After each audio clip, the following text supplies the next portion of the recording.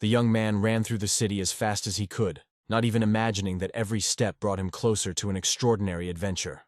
Zhu Yingguo was rushing to a familiar store. A very popular game he loved had just come out today. His parents gave him this name in the hope that he would become a leading character in this world. And although Zhu was often ridiculed, he really wanted to become the main character. The young man ran into the store. Zhu asked a salesman he knew if he had the game, and he replied with a smile that he had saved one copy especially for him. It was a remake of the famous game Saga of the Night. The new part was called Saga of the Night Resurrection. The story takes place in a world where there are two opposing races, humans and demons. The player must choose one of two characters, the first of which is the human knight Loka. The second character is a hero of the opposite race, the second son of the demon lord, Zephyr Ragnaros.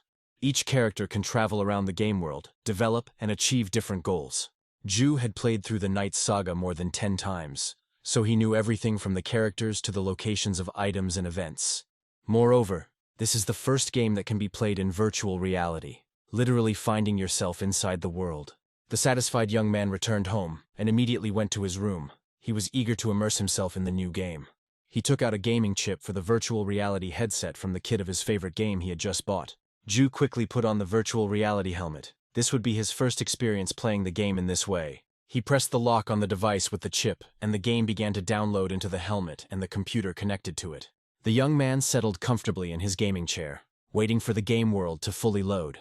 He decided that today he would play for about 8 hours, no more, and then return to the real world. The player smiled. A strange sensation overcame him, as if his body was being transported somewhere to another dimension. Looking up, Zhu saw light pouring from a hole in the ceiling. He asked if he was already in the game. He remembered that according to the description, the game really begins when you wake up in bed. But this is very strange. The young man didn't even have time to choose a character for himself. This is an unusual course of the game. Zhu looked at himself. He couldn't understand who this character was that he was about to play as now. Suddenly the young man heard someone ask him if he was still sleeping. It was high time to get up. An orc looked into the tent where the hero Zhu was, and told him to get up quickly. Didn't he know that they had things to do in the morning? The young man exclaimed with delight. The graphics were simply insane, just like in reality. The orc who entered asked in confusion, what kind of graphics?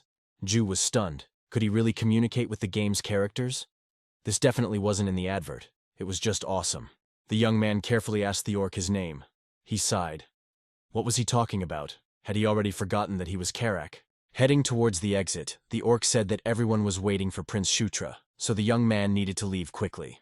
Zhu understood. So now he is the 9th son of the demon king Shutra Ignus. But why is he playing as him? He waved his hand. The developers said that this way you can open the status window in the game. Indeed, at that very second, a window of his hero with all his characteristics appeared in front of the young man. The player was surprised. Ordinary NPCs usually have stats of 10, but for some reason the prince has 5. I wonder why that is. Apparently, you need to play as this particular hero in your first playthrough. But okay, you need to see what skills are available to him. The young man smiled. His conquest and protagonist bonus skills. Could it really be that bonus that Zhu was thinking about that was working here?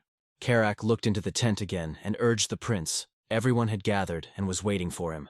The young demon prince Shutra Ignus cautiously walked out of the tent following Karak. Looking around, Zhu was surprised at what was happening here. This was definitely not in the game's plot. Right in front of the tent stood an armed army of orcs, as if awaiting orders from the son of the demon king. The young man asked Karak what had happened here, as if a war had started. But he barked that he had enough of his nonsense and suggested that they go. The orc leader added that they needed to deal with the freaks from the Red Lightning tribe, and Zhu was shocked. Karak smiled. This was the first outing of the 14-year-old prince, Zhu asked in confusion. It was already a campaign, but what about training? That is, according to the plot, the orcs from the Red Lightning tribe killed the warriors of the demonic army and raised a rebellion. And now Shatura, together with the 7th prince and the 8th princess, must suppress this rebellion. The guy was riding through the forest with a small squad of orcs and was wondering what tactics he should choose in this situation. He asked why they had only taken 10 to the battle, but Karak reminded them that they were only going on reconnaissance. They didn't need many people. The chieftain asked the prince if he had eaten something bad yesterday and was acting strange today, not like himself. Zhu waved his hand, and a map of the location appeared in front of him. He saw their small detachment moving through the forest. This minimap makes it easy to find your way, and the player decided to leave it on just in case. And then the guy saw that there was a hidden path indicated on the map. Perhaps a game event was waiting for him there. Karak carefully examined the main map, trying to figure out where to turn, but it was a long way to go along the main road. Turning off the main road, Shutra Ignis told Karak to follow him. He knew the way much faster. A squad of orcs, quietly talking among themselves, followed the young son of the Demon King, Shutra. Quickly passing through the forest thickets, the orc scouts soon found themselves near the mountain range. Now they had to cross the pass to reach the rebel territory. Ju was drenched in sweat. His hero was initially rather weak for such expeditions and adventures. Having overcome the obstacles, Karak's squad found themselves near a stone gate that none of them had known about before. The orcs looked in surprise at the stone doors in the rock. It was some kind of ancient secret structure. Karak asked the prince in surprise how he knew about such a road. Was he by any chance a magician? But Ju grumbled, "What kind of magician is he?" The leader asked solicitously if everything was all right with Shutra. He looked exhausted, but the hero Ju's stamina was lousy. But he cheerfully answered Karak not to pay attention. They needed to see if the stone door to the cave would open. Suddenly Ju felt as if his body was on fire, and he began to fill with energy and strength. The young man could not understand what was happening to his hero, whether it was good or bad and what caused it. And then a game window appeared in front of him with a message that his level had increased. Ju couldn't believe it. This couldn't be. He just walked around and already leveled up. Very strange. Looking at the status window, he saw that his stats had increased by 2, and he also received a level bonus. While the young man was figuring out his level, the Karak orcs broke down the stone gates, and the way was clear. Karak asked the prince why he was there, suggesting that they go to the cave faster. The guy replied that he was already on his way. Ju didn't know what was inside the cave, but since he wasn't alone, it was definitely worth a look. And most importantly, with the main character's bonus, even if he falls off a cliff, he will always receive luck instead of wounds. In front of the squad there was a wide tunnel. It looked like it had been dug by the dwarves who had lived in these lands long ago. The young man was surprised.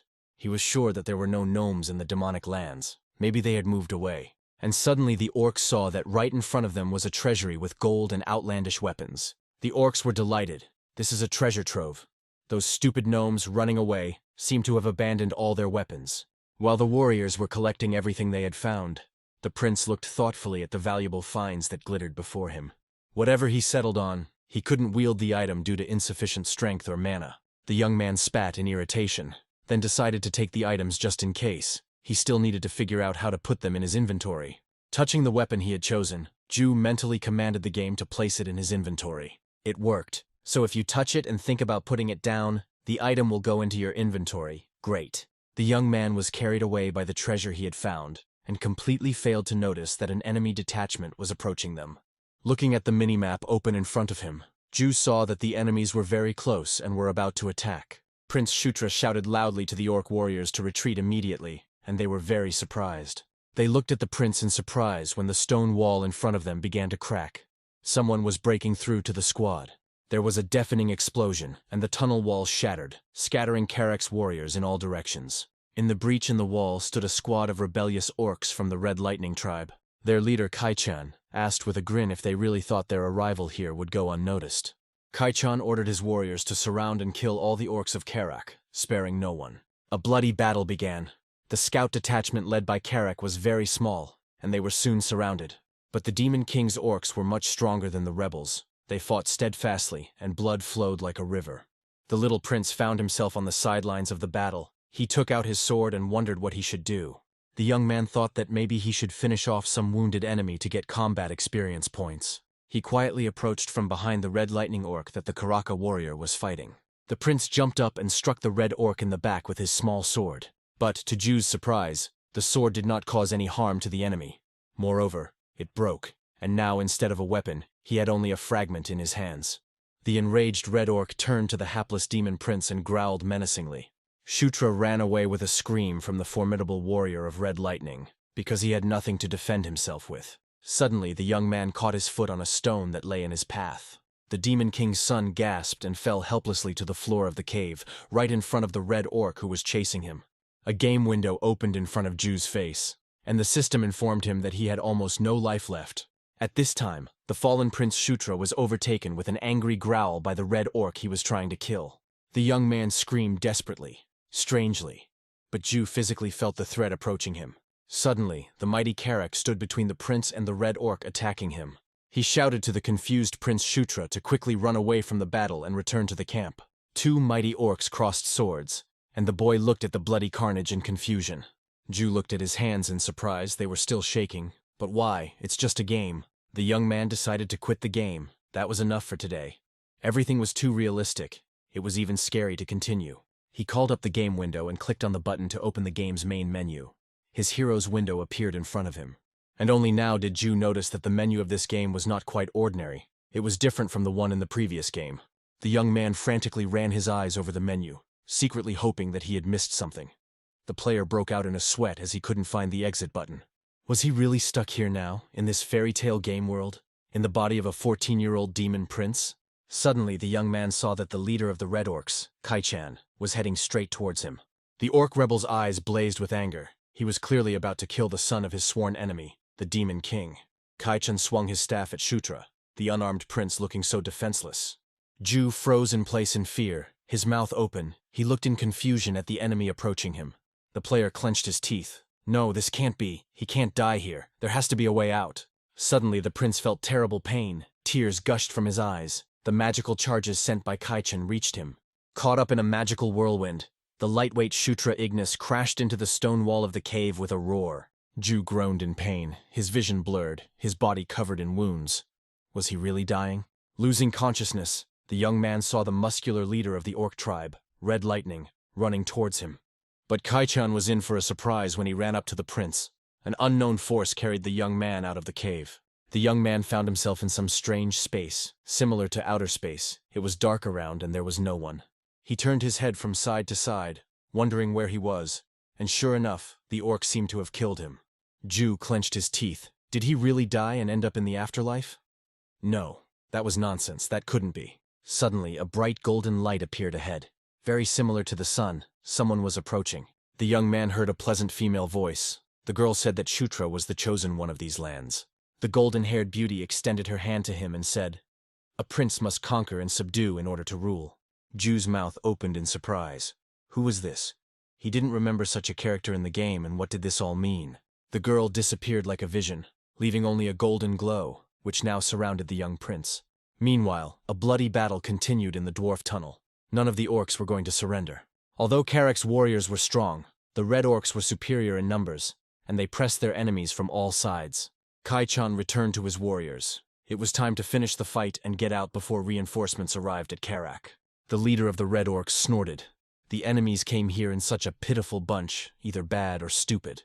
Prince Shutra found himself in the dwarven tunnel again, and heard Kaichan's order to kill everyone. Ju said in confusion what had just happened to him. Was it really an awakening? Kaichan turned to the prince in surprise. The red orc leader stuttered and asked how the boy could come back to life, since he was definitely dead. A game screen appeared in front of the young man, and the system informed him that he had acquired the first-level telekinesis skill. The player was surprised when he managed to master telekinesis, if he hadn't even studied it. Suddenly he saw something unexpected in his characteristics window. He had an additional profession, Knight of Conquest. Meanwhile, Kaichan came to his senses and shouted to the warriors to immediately kill Prince Shutra. Karak couldn't believe his eyes. Surprisingly, the prince was still alive, even though he had seen with his own eyes how Kaichan killed him. Karak shouted to his warriors to protect the prince. The son of the Demon King must not be harmed. Ju still clutched the broken piece of his sword in his hand and tried to collect his thoughts. He turned back to the game screen. Everything that happened in the game had its own meaning, but he couldn't grasp what it was. What kind of profession is a Knight of Conquest? There was definitely no such profession in the Knight's saga, and why did he have one now? Suddenly he slammed his fist on the cave floor and a golden light spread around, just like the one that had surrounded Ju recently. It was as if he had always known the words of the spell. They were spinning in his head, and now he mechanically pronounced them. "The power of conquest is the power of the king," the prince loudly shouted to the warriors to fight under the king's banner. At that very moment, golden energy engulfed the warriors of Karak, giving them new, unprecedented strength. Karak's orc scouts exclaimed in surprise that they felt a surge of power. It literally overwhelmed them. The leader roared that all these red rebels had to be swept to hell. The orcs rushed into battle, killing their enemies left and right, sometimes with their bare hands. Kaichan's subordinates wavered. They did not understand what had happened to their opponents, where they suddenly got their strength from. and Karak's warriors were literally blazing with energy. And soon there were almost no living orcs of the Red Lightning tribe left in the tunnel. Caitlyn looked at what was happening in confusion. What the hell was this? Why did his enemies suddenly become so strong? What kind of nonsense is this? This can't be happening. Just a few minutes ago they were almost in despair, and suddenly the leader of the Red Lightning saw the recently revived Prince Shutra, with a bright golden light streaming around him. Caitlyn asked in surprise if the advantage in the battle was really due to this boy. The Red Orc chieftain shouted at Prince Shutra to stop immediately and direct a hail of stones in his direction. Ju frowned. He knew that this opponent was definitely beyond his capabilities right now. Suddenly, the mighty Karak stood between him and Caitlyn and cut the flying stones with his sword. The young man tried to strengthen his defender as much as possible with the help of skill. He shouted to Karak to go forward, and the mighty warrior flew at the enemy with lightning speed. Karak had never felt such power within himself before. It seemed that now he could defeat an entire army on his own. Caitlyn waited for the enemy with a smile, confident that he could deal with any fighter. And suddenly the leader of the Red Orcs wavered. Confusion flashed in his eyes. He could not stop Karak. The sword flashed, and Karak, without even stopping, cut off the head of the leader of the Red Lightning Orcs. The rest of Caitlyn's squad watched in surprise as their leader's head rolled across the stone floor. The few remaining Red Orcs ran away screaming. The battle was won. A strange message appeared on the golden game screen. The merit of the commanders for the glory of his king. After successfully completing the battle in the Dwarven Tunnel, Prince Shutra's level was increased 3 times. Ju was very happy. But he didn't understand why the level had increased, since he hadn't taken part in the battle. Karak looked in surprise at his hand, on which there were still reflections of energy. He could not understand what kind of power it was. The old warrior was amazed that with this power, his small detachment easily defeated the enemies. He turned towards Prince Shutra. The Demon King's son was for some reason pointing his finger at the air. Karak was perplexed as to whether it was the prince who had endowed them with such unprecedented power. But how had he managed to do so? The detachment returned to its camp. The soldiers had dinner, posted sentries, and the rest went to rest. Ju went into the prince's tent and continued searching for the exit button, but it had definitely disappeared from the menu and wasn't on any other screens either. The young man told himself that he needed to calm down. There were 2 possible options. The first was that he was stuck in virtual reality. Perhaps there was some critical failure in the system. Then perhaps an update will resolve it. The second option sounds crazy, but it is possible that the place he found himself in is not a game, but reality. Just like in manhwas and novels, Ju was trapped inside a game or a world similar to a game. In this case, the environment can only be called real, the game's heroes, with whom you can talk, as if they were alive. And most importantly, there is no pixelation here. Everything is as it should be in reality. But if this really is another world, what should I do? Could Ju really die here? No. The young man is not ready for such an adventure. At least he is not an orc or an ogre. For now, he is a prince. Suddenly Karak looked into the prince's tent and asked if Shutra had a free minute. The Demon King's son asked the old warrior what happened, and he silently looked at the young lord. Karak invited the prince to stretch his legs before bed and have a little practice sword fight. Ju was displeased, but Karak wanted to know how his commander and master wielded a sword. The orc threw Shutra a small sword. He needed to show him the level of his fencing. Seeing the fear on the young man's face, Karak grinned and said that he would try to be gentler. The young man laughed. What a mood. The leader did not forget what he had just said to the demon prince. The prince exclaimed that if he was going to fight, he would do it properly, and he rushed at the orc with his sword. Karak took out a small training sword and also rushed forward to meet the young demon. Ju struck with his sword. The warrior was taken aback. The prince's blow was so weak that it didn't even scratch the orc.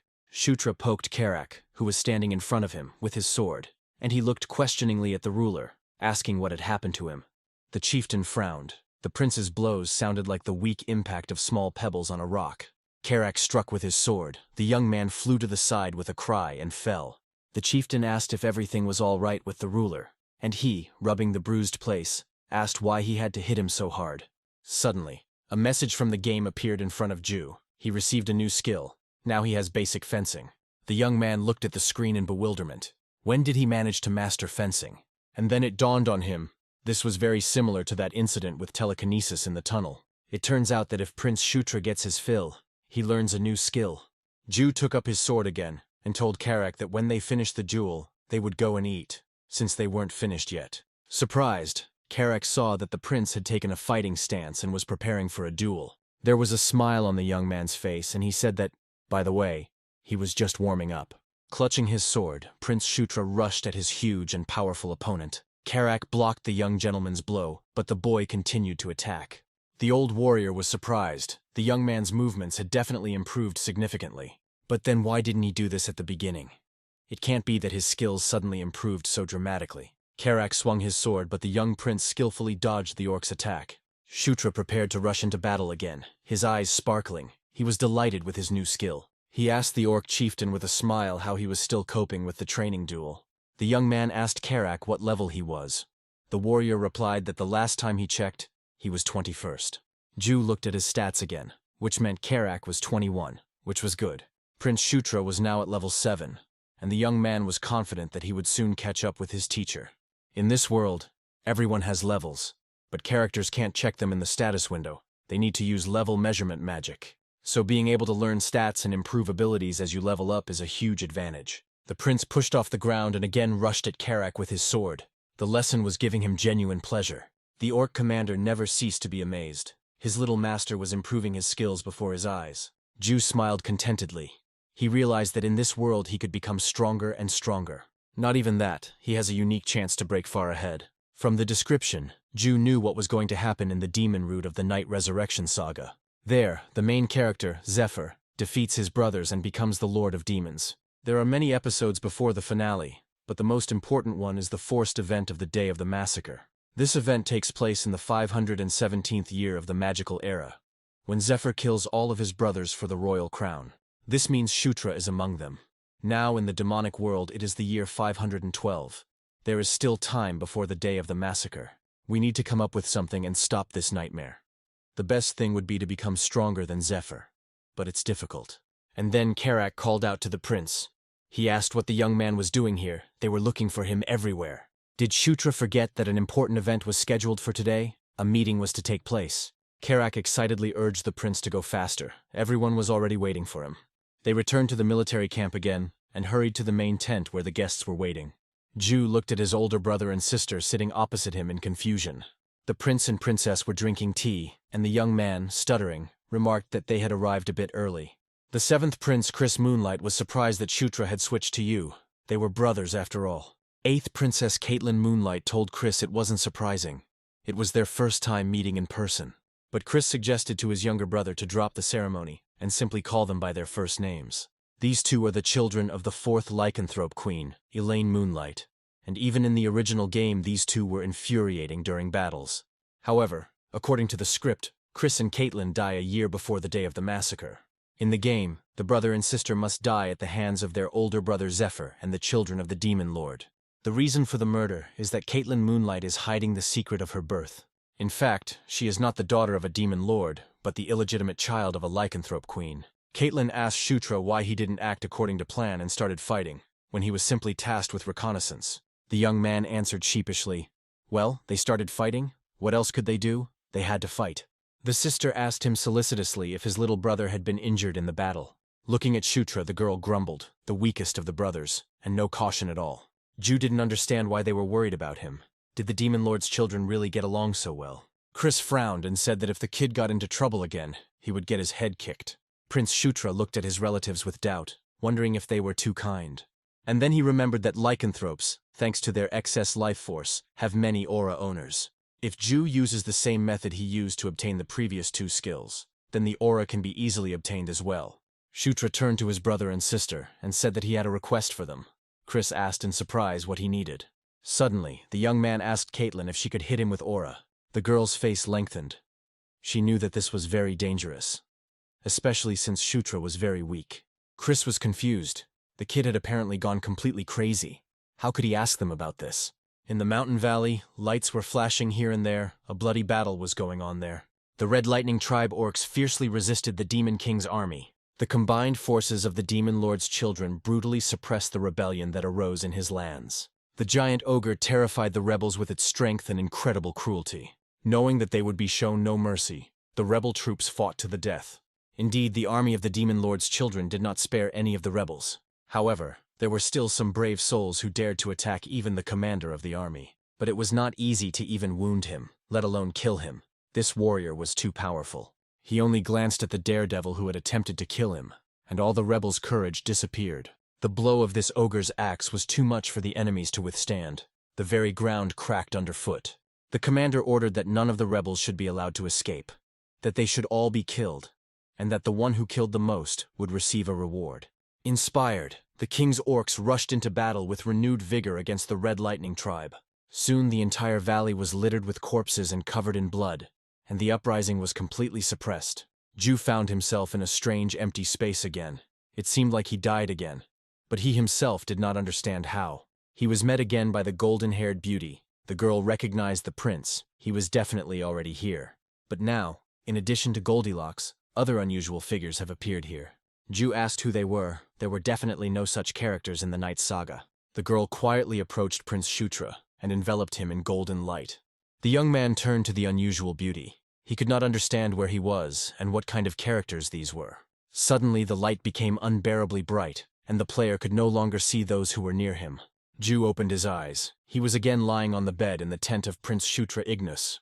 Sitting up in bed, the young man rubbed his forehead in confusion, wondering if he was really sleeping inside the game. Karak asked the prince with concern. He had already woken up. The young man cried out in surprise. He cursed and said that the leader had scared him. Karak sighed with relief. It seemed that the prince was okay. The orc asked Shutra why he asked the princess to hit him. She didn't want to hit him, but the prince begged him. And now, looking at the young prince, Karak was stunned. Streams of aura flowed around the boy. Ju saw the game message. He received the aura skill. The young man was delighted. He felt the aura.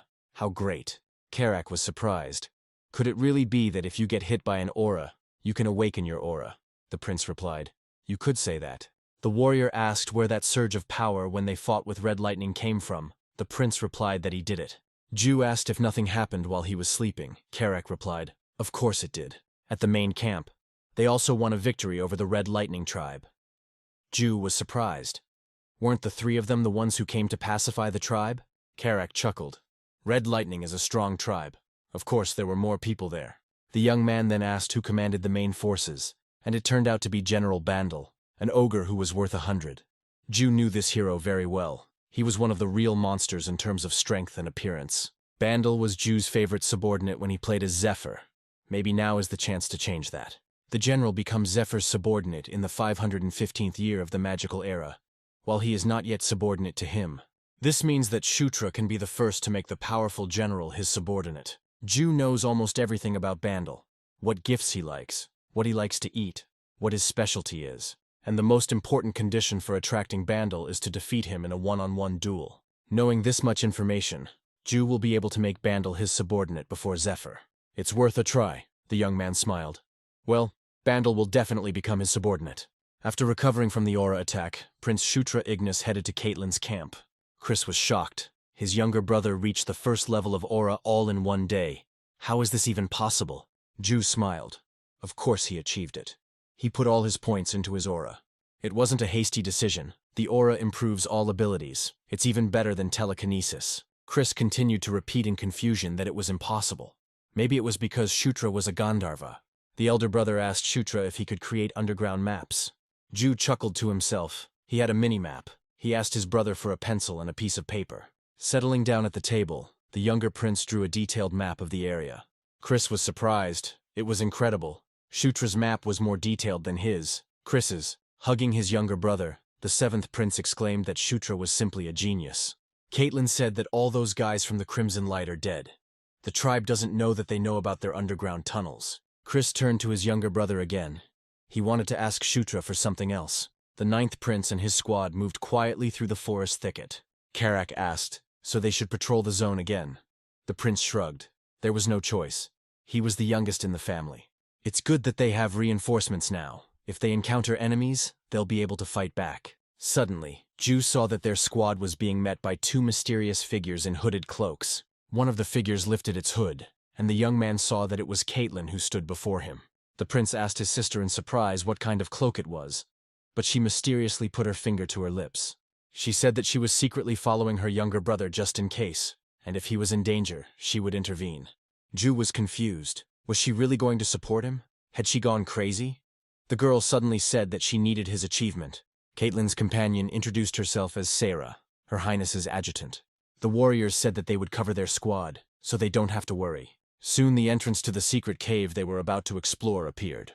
The squad cautiously entered inside and moved forward. The young man was surprised why the caves were empty. Carrack assumed that the dwarves had taken everything.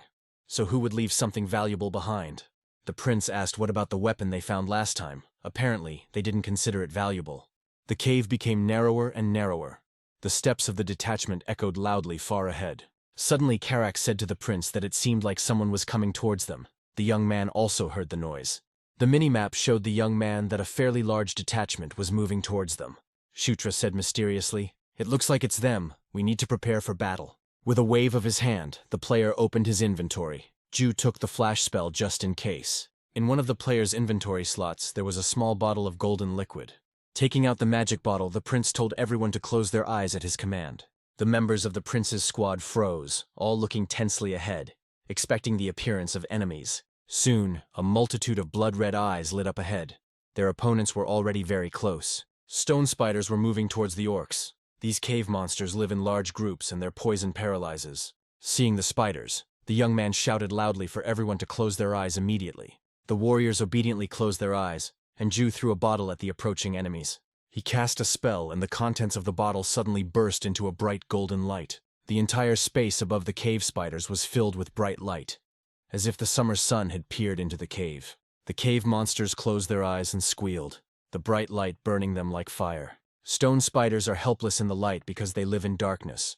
The prince commanded the warriors to kill the spiders. Seeing that the monsters were squinting from the light, the orcs boldly rushed at them. A fight ensued. The spiders tried to resist, but the bright light almost blinded them. Carrack's fighters deftly wielded their huge axes, quickly killing the blinded monsters.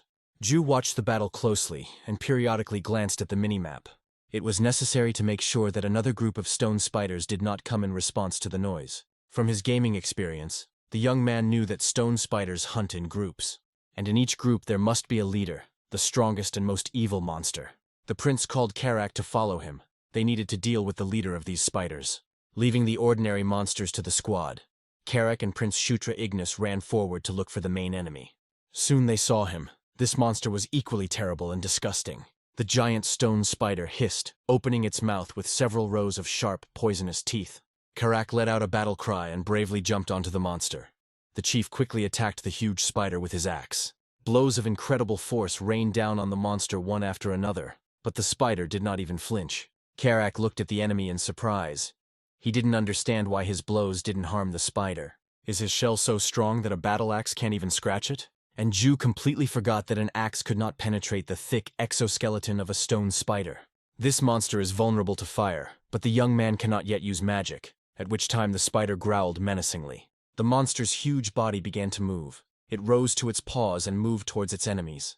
The stone spider opened its huge fanged mouth, from which streams of poison flowed, capable of paralyzing even a giant. Carrack stood bravely in the monster's path and feverishly thought about how to stop it. The prince shouted at him to use fire. The orc asked in confusion where he could get fire. And then the young man heard his sister's voice behind him. She shouted for Shutra to raise his sword. Ju obediently raised the blade up, and at that very second it burst into flames. The young man couldn't believe it. But where did the magic come from, since it wasn't yet available to him? Caitlyn asked if that would be enough for him to defeat the stone spider. Meanwhile, the monster was getting closer and closer. Just a little more, and his faithful Carrack would die. The prince clutched the flaming sword in his hand. His eyes suddenly became unchildishly hard. He prepared to attack. Ju suddenly felt like the son of a great lord, a young prince of demons. The young man pushed off from the stone floor of the cave and rushed into battle with the huge monster. Sensing the fire, the spider recoiled, but Prince Shutra could no longer be stopped. He rushed forward. Soon the entire body of the leader of the pack of stone spiders was engulfed in flames. The 9th demon prince defeated the giant monster with a flaming blade. Turning around, he smiled. The flames that engulfed the leader of the stone spiders grew ever more violent, and the group of monsters was defeated. Ju stood to the side and looked at the huge fire that the spider had turned into. And suddenly he saw a golden light flowing around his body. He felt stronger again. The game informed the boy that his level had increased, apparently as a result of the fight with the spider. Ju opened the status window. He was already at level 9, and his stats had also increased significantly. Caitlyn asked how Shutra was feeling and what that light was that appeared around him. He answered sheepishly. It was some kind of blessing that happens. The girl decided that it was a blessing from the Gandharva. Caitlyn was surprised that Shutra fought the spider so well. The guy explained that he just read about them. Karak turned to his master, offering to see what the giant spider was guarding. It seemed like there was some kind of door there. Everyone looked questioningly at the find. Surprisingly, opening the heavy doors was not difficult. Prince Shutra, Caitlyn, Sira, and Karak entered a spacious stone room lit by torches. The young man asked in confusion what was in front of them. It looked like this room was built by magicians. In front of them, a bluish ball glowed in the center of a strange sign. Ju assumed it was a city portal. Karak asked the prince if he knew what it was. He replied that he didn't know for sure, but he had an idea. The patterns on the floor around the glowing ball were very similar to dwarven ones. Ju never saw these while playing as Zephyr, but I did see them a couple of times while playing as the hero. He suggested that if mana was poured into the ball, the portal would be activated. Turning to his companions, Prince Shutra said that perhaps this was a portal. Caitlyn was very surprised, but Sarah confirmed that, judging by his appearance, the prince might be right. But how can one know where he is leading? Karak called the prince again. It seemed there was some kind of inscription engraved on the wall. Everyone approached the tablet discovered by Karak. These are clearly not demonic writings. They look very much like dwarven letters. Karak asked the princess if she could read, but she replied irritably that she didn't need to know dwarven. She asked her adjutant Sarah, but she also did not know the language and could not read it. And suddenly everyone heard the voice of Prince Shutra Ignus. He said that it said Portal Number 2, Gishkovi Mountains. And this portal is also connected to Portal Number 3. Everyone froze and looked at the young man. Ju himself was no less surprised than his companions. Could his hero really read dwarven? Suddenly, a game message arrived that the young man had received a new skill, dwarven language, which meant he could learn languages as well. Karak asked the prince in surprise if he could really read it. Shutra answered in confusion. Apparently yes. Caitlyn asked her brother since when he knew dwarven, and Sarah asked him to read what was written below. The prince answered uncertainly. It seemed the portal would activate if filled with mana. Turning to Caitlyn, the young man asked if she could pour some mana into the portal. The girl was surprised. Why her? Shutra smiled shyly. He hadn't quite gotten used to it yet. In fact, he didn't know how to use magic at all yet. Caitlyn agreed and, approaching the portal, poured some of her magical power into it. Having received a magical boost, the blue ball began to emit a bright glow. Soon the entire room was filled with a bluish light from the portal. A glowing projection of the Gishkov Mountains appeared above the astonished demons. It looked like a three-dimensional map. Ju realized that one point was their location, and the other was Portal Number 3, which meant there were dwarven tunnels there too. Karak noticed that the main force of the red lightning was located just in front of these mountains, meaning they could strike the enemies from behind. Caitlyn suggested returning to camp for now. We need to discuss this information with Chris. The 7th prince was extremely surprised. Who would have thought that there was a portal in such a place? He happily hugged his younger brother and exclaimed that Shutra was simply incredible. Chris said that if the little one needs anything, just let him know. He will definitely help if it is in his power. The young man sheepishly refused, but Chris, as the leader and older brother, wanted to reward Shutra. Moonlight said he would be offended if little Shutra Ignis refused his gift. Ju asked Chris if it was okay if it was something unreasonable. The 7th prince was intrigued. Shutra asked if his brother could teach him the art of hand-to-hand combat of the beast god. Chris was at a loss. He certainly didn't expect such a request from the youngest and weakest prince. Ju knew that his hero's level meant he couldn't wield weapons properly, but techniques were a different matter entirely. The beast god's hand-to-hand combat art has been passed down through the lycanthrope royal family for generations, and is a powerful S-rank martial art. Prince Shutra asked Chris with a sigh. This was probably too difficult. He immediately thought so. Oh well. After a moment of silence, Moonlight suddenly replied that he would teach his younger brother some tricks. Of course, he won't be able to teach him secret techniques, but he will learn the basics of Shutra. Ju clenched his fists happily. Was it really true that Chris said that he would at least teach Shutra aura? This was not quite what the young man wanted, and he fell silent in confusion. The 7th prince asked the boy if this suited him. Shutra Ignis quickly agreed with his older brother. He wanted him to at least start teaching him. And then the young man noticed that his older brother and sister had become unusually serious. Chris Moonlight asked Shutra if he could now consider him his real brother. The young man was surprised. They were supposedly brothers anyway. But it seemed Chris and Caitlyn thought differently. And then he remembered that for Chris and Caitlyn's family, brother is a very important word. Ju didn't see anything wrong with teaming up with these two. He even liked the idea. Extending his hand to the 7th prince, Shutra responded positively, and the brothers shook hands firmly.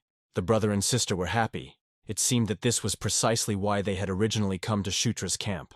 The player was also pleased that in order to defeat the powerful Zephyr, he needed allies to work together. The game informed Ju that he had formed an alliance with Chris Moonlight and Caitlyn Moonlight, and the alliance status was normal.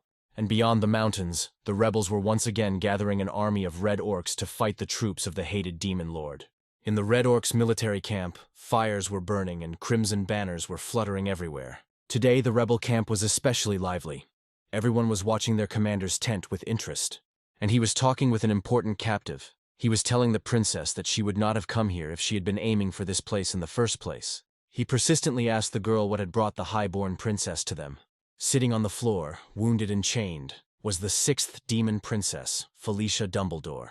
Ju didn't realize when he first leveled up, all of his stats increased by 2. But then, for some unknown reason, charisma began to increase by only 1. The young man tried to understand why this was happening. In the original game, charisma and appearance were different characteristics. Appearance affects the beauty of the character, and charisma is how much others will like the character. Apparently there is something to this, because Prince Shutra Ignis has been developing quite well so far. Moreover, judging by the points he has earned, Ju's hero should soon reach level 10. According to the story, when Zephyr and Locke reach level 10, their unique skills, Chosen One and Scion of Darkness, improve by 1 level. Ju was hoping that when he reached level 10, one of his skills would also improve. When Karak looked into the tent, the prince turned to his faithful companion, who said that everything was ready and they could set off. Karak noticed that the prince was in a great mood today. Something good must have happened. The 9th prince, accompanied by the mighty Karak, went to the warriors of the detachment who were waiting for them. The strong fighters looked with devotion at the old commander and the very young son of the Demon Lord. Prince Shutra smiled and cheerfully said that it was time for them to leave on their mission. The Demon Lord's children's squads once again headed to the mountains, to where they had previously discovered the portal. Before them again was the same tunnel where they encountered the mighty stone spiders. Now the warriors of Karak fought side by side with the warriors of the squad of Chris and Caitlyn Moonlight. Soon the passage to the coveted door was cleared, and the allies could set out on reconnaissance. Leaving the troops to guard the tunnel, the 2 princes, the princess, Karak and Sarah, went to the magical portal. Chris asked the family mages if they had finished their investigation. The old wolf answered his master that, as he had said, this portal was connected to the Eska River in the Gishkov Mountains. The 7th prince asked if the portal was functioning, and the magician confirmed that it was strong. In this case, they can go and quietly observe the enemy camp. The magicians poured mana into the sphere and opened a portal for the passage of highborn scouts. The ball, filled with magical energy, began to glow, filling the room with sparkling light once again. Right behind the ball, a large gate opened, and the scouts saw the place where they would exit. Ju and Karak looked at the magical passage as if enchanted. It was their first time passing through the portal. The young man couldn't believe he was seeing the gates in real life. He had seen them many times in the game, but to see them like this. Caitlyn asked her younger brother what he was waiting for. He needed to go. Having come to his senses, the young man caught up with the company. With bated breath, Ju approached the magical gate. For an ordinary schoolboy, this was surprising. After passing through the gate, Chris, Caitlyn, Shutra, Karak, and Sarah found themselves in the mountains near the rebel camp. Looking down from the cliff, the young man was surprised. The Red Lightning Tribe's military camp looked quite impressive. In the center was a fortified command camp, and around it, as far as the eye could see, were the tents of numerous warriors. Chris Moonlight was pleased as they expected. This is where the enemy camp is located. Judging by their size, there are about 5,000 of them. If the prince's detachment attacks from the rear, they will gain an advantage. If General Bandal attacks from the front to distract them, then the demon spies will burn the enemy supplies. And then Sarah noticed that something was wrong here. There were too few people in this camp. After taking a closer look, Chris agreed. Sarah was right. But where did they go? Maybe they had already started attacking. Looking around, the 9th prince saw some strange movement in the distance. Prince Shutra pointed into the distance and asked what it was. It seemed to resemble the sounds of battle. Chris told his younger brother to focus his aura on his eyes. The young man followed the 7th prince's advice and tensed up, trying to direct the aura to his eyes. And suddenly the image of the battle seemed to come closer. Prince Shutra exclaimed that he saw what was happening. Caitlyn said, "It looks like on one side there is the Red Lightning Tribe, but who are the others? General Bandal wasn't planning any battles, but apparently, it's not a small battle going on there." Ju concentrated and peered into the distance, trying to discern the Red Orc's opponents. Among the fighters, he saw a girl riding a dragon. She seemed very familiar to the young man. Suddenly the ninth prince said, "It looks like the dark elves are fighting the red orcs." Caitlyn was surprised why Shutra decided this. The young man explained that they are smaller than orcs and fight riding dragons. Chris was watching the battle closely. Suddenly he said that the dark elves were retreating. Moonlight guessed that the elven commander had fallen because they were leaving so quickly. Karak asked in confusion what was going on here. Was the fight really over already? It happened suspiciously quickly. Ju wondered what the dark elves could be doing here. It didn't fit into the overall strategy. The scouts passed through the magical gates again, and soon returned to their camp accompanied by the army. The princes decided to discuss the situation with General Bandal, who asked if it was true that they had found a dwarven portal. The general praised Chris for his useful find, asking how they had not known he was there. Chris objected, saying that it was not he who found the portal, but the ninth prince Shutra. The young man embarrassedly said that he was just lucky. Ju was surprisingly pleased to see General Bandal again, and he said that Shutra would be rewarded at the Demon King's castle. The seventh prince asked the general if he knew about a small skirmish that had occurred in front of the Red Lightning tribe's camp. The general replied that most likely it was the Dark Elves. Apparently they themselves decided to intervene. Chris did not understand why the elves needed this. The prince asked if this was reinforcements from the Demon King's castle, and Bandal found it difficult to give a clear answer. The general assumed that the elves were planning to conduct reconnaissance before intervening, but apparently something went wrong.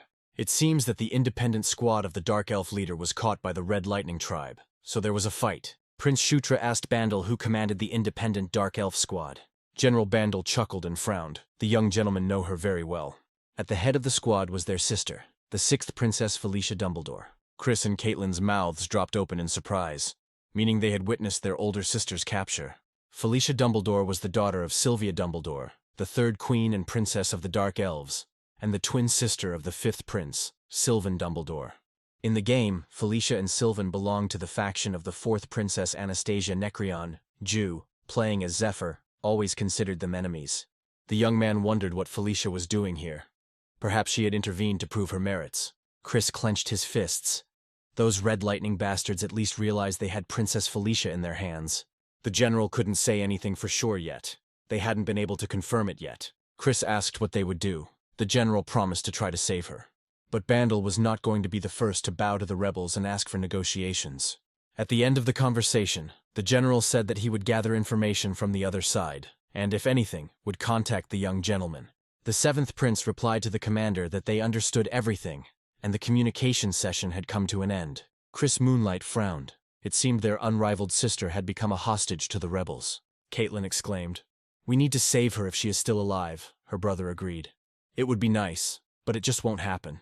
The boy reminded his sister that if they tried to save her, they could get hurt themselves. But Caitlyn insisted that they would save her. They had to do it. She was their sister, after all. Chris frowned and remained silent, apparently not sharing his younger sister's opinion about Felicia. Ju watched his brother and sister closely, wondering why they were acting like this.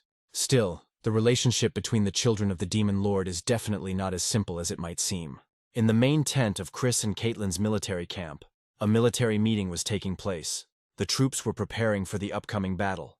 Laying out a detailed map of the area on the table, Chris Moonlight said their plan was extremely simple. Once General Bandal has the main force of the Red Lightning tribe engaged, the three of them will attack the camp from the rear. Chris will head to the center of the base and cause maximum chaos. Caitlyn and Shutra will have their own squads for the task. Shutra asked if the task was to save their sister. Chris confirmed. But first they would burn the enemy's supplies and weapons. If danger arises, Shutra and Caitlyn must retreat. They cannot lose more lives for Felicia. Caitlyn turned angrily to her brother, but he reminded his sister that for now, he was in command here. The girl screamed that Felicia was their family, but Chris objected. They couldn't let Felicia's carelessness interfere with the entire operation. Ju silently watched the altercation. It seemed Chris was in no hurry to save Felicia. Apparently, something had happened between them. Everything was ready for the combat operation. Dusk descended on the mountains. All the soldiers took their places and waited for the command. The fighters of the demonic army cautiously approached the enemy camp, and then General Bandala gave the command to the soldiers to storm the enemy fortifications. The beasts, orcs, and ogres rushed forward with a roar. The general ordered the destruction of these traitors from the Red Lightning tribe. Chris, Caitlyn, and Shutra with their squads passed through the magical gates and hid in ambush. The seventh demon prince stared at the enemy camp, waiting for General Bandal's main forces to attack. The Red Lightning Tribe's location was calm for now. It seemed they didn't even suspect the impending attack. Chris Moonlight looked tired and exhausted. Although this was not typical for him, some thoughts were bothering the prince. And finally the night attack began. Explosions were heard, and part of the enemy camp was engulfed in flames. Flames and stones mixed into a deadly stream and destroyed some of the Red Lightning Tribe's fighters. A powerful army, led by the formidable General Bandal, was already approaching the rebels' location. The commander, his eyes flashing, growled the order to kill every single rebel. While the main battle was going on, Prince Shutra's detachment sat in ambush and watched what was happening. Karak asked the ruler in bewilderment why they were standing there, since the attack had already begun. The young man replied that they were waiting for a signal. Two irreconcilable armies clashed in a fierce battle. Eyes and fangs flashed, blood flowed like a river. General Bandal's detachment was noticeably pushing back the red orcs, and soon the battlefield was strewn with the bodies of the dead and wounded. The general watched the progress of the battle closely, remembering the plan that Prince Chris Moonlight had developed. We need to anger the Red Lightning Tribe rebels a little more. Finally, Bandal realized that it was time to retreat. He ordered the soldiers to retreat, dragging the enemies along with him. Chris kept his eyes on the battlefield, and then he saw that the general began to retreat, and the red orcs rushed after him. The prince turned around and commanded everyone to get ready. Now it was their turn to perform. The commander-in-chief reminded everyone that everything had to be done exactly according to plan, and Shutra nodded his head in agreement. The seventh prince shouted loudly forward and ran towards the enemy camp. The Red Lightning Tribe's warriors, exhausted by the battle, did not expect another attack, this time from the rear. Squads of fresh demonic warriors pounced on the red orcs, tired from the recent battle. Caitlyn asked Shutra to be careful in battle, and the young man wished the same for his sister. Ju activated the minimap to see where everything was and whether an enemy was approaching him. The young man shouted to Karak to go to the left, where there was a supply depot that needed to be burned. Seeing enemy warriors ahead, Karak shouted an order to kill them and clear the way. The old warrior struck down the enemy who stood in their way with a powerful blow, and his warriors also rushed into battle. Suddenly, a huge orc appeared in front of Karak and swung at the commander of Prince Shutra Ignis's squad. Karak was confused for a second about where this red orc came from. He was standing too close for a long weapon. But suddenly a dagger pierced the red orc's nose. Ju had thrown it to save his faithful Karak. The game informed the young man that he had acquired the dagger throwing skill and could now throw daggers at a target. Ju was literally breathless. He was already enjoying being inside the game.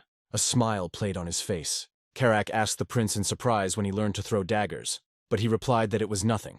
They needed to hurry. Finally, they reached the warehouse. The orc asked Shutra if the warehouse just needed to be set on fire. The young man confirmed. And then it dawned on Ju. What about Felicia? If she was in the warehouse, she could burn along with the supplies. The young man told Karak that they needed to find Felicia first, and the orc asked in surprise how to find her in such a large camp. Ju called up his minimap again. It should tell him where the captive demon princess was hidden. Felicia should be neutral for Ju, so she will be marked in blue or purple on the map. The player carefully examined the map as he ran, and it seemed he had figured out where the red orcs were holding the sixth princess. He waved his hand at Karak, indicating the path they needed to run to save Felicia. The young man carefully parted the curtains at the entrance to one of the tents. Judging by the map, the captive should be right here. Shutra carefully walked inside and turned his head. But where was Felicia? Suddenly he heard someone call his name. Looking closely, the ninth prince saw a girl sitting on the floor. She was wounded and chained.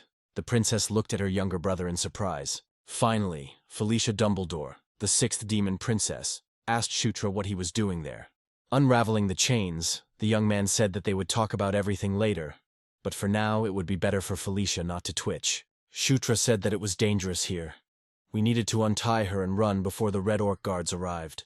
Ju decided it would be useful if Princess Felicia were in his debt. The girl looked at the ninth prince in surprise. His arrival here had surprised her beyond words. Finally they got out of the tent. The young man told Felicia to run quickly to Chris and Caitlyn. She was taken aback. Chris and Caitlyn were here. Had they really come to save her? Shutra confirmed. Why else? How could they not save her? She is their own sister, the demon princess. Felicia said that Shutra had long been written off in the struggle for power, but then Karak warned the prince about the approach of enemies. The young man told the princess to quickly go to a safe place. Suddenly, the sixth princess asked when Shutra started calling her by her name. But the prince did not hear her question. He rushed towards his warriors, who were fighting the red orcs. Suddenly, the girl screamed for Shutra to be careful. There was danger behind him. The next second, a fiery arrow pierced the young man. He cried out in pain, and golden flames danced across his body. The prince was seriously wounded. Blood gushed from his mouth, and for a second Ju was afraid that he was going to die. In the place where Shutra had just stood, a huge fire suddenly blazed up. Karak and Felicia screamed in horror. The 9th Demon Prince's warriors looked at the fire sadly, believing that their master had died. Felicia Dumbledore timidly called out her youngest brother's name, hoping and not believing that he had survived. And then a red orc growled behind the princess, getting ready to kill the unarmed girl. Frowning and clenching her teeth in anger, Felicia instantly dealt with her opponent. Suddenly the girl noticed that someone unexpectedly came to her aid. The large orc running towards Felicia suddenly burst into flames after receiving a fire arrow. Turning around, the princess couldn't believe her eyes.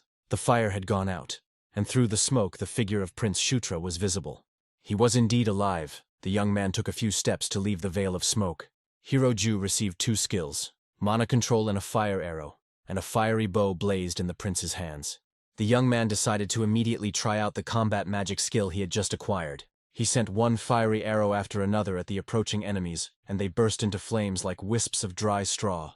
The prince's eyes were shining. Participating in the battle brought him true pleasure. The red orcs ran up and caught fire, and soon a living fire of slain enemies formed around Shutra. The mighty red orcs ran around their own military camp in terror. Ju laughed. That's what they deserve. It's amazing what real magic can do. But this is only the first level of skill. But it is already a very cool result. What will happen next? Suddenly, an ice arrow fell next to Shutra, and immediately snow and ice appeared around. A cold breeze immediately blew in, and the ground began to freeze and turn into pieces of ice. The young man raised his head and saw a magician on the tower, with a sparkling ice bow in his hands. Ju instantly realized that the mage was aiming at Felicia, who was approaching Shutra from behind, asking if he was okay. The 9th prince shouted at the girl not to come closer, and sharply pushed her aside. The princess was surprised at what the boy was doing, why he pushed her away, and suddenly she saw a hail of arrows flying towards the young man.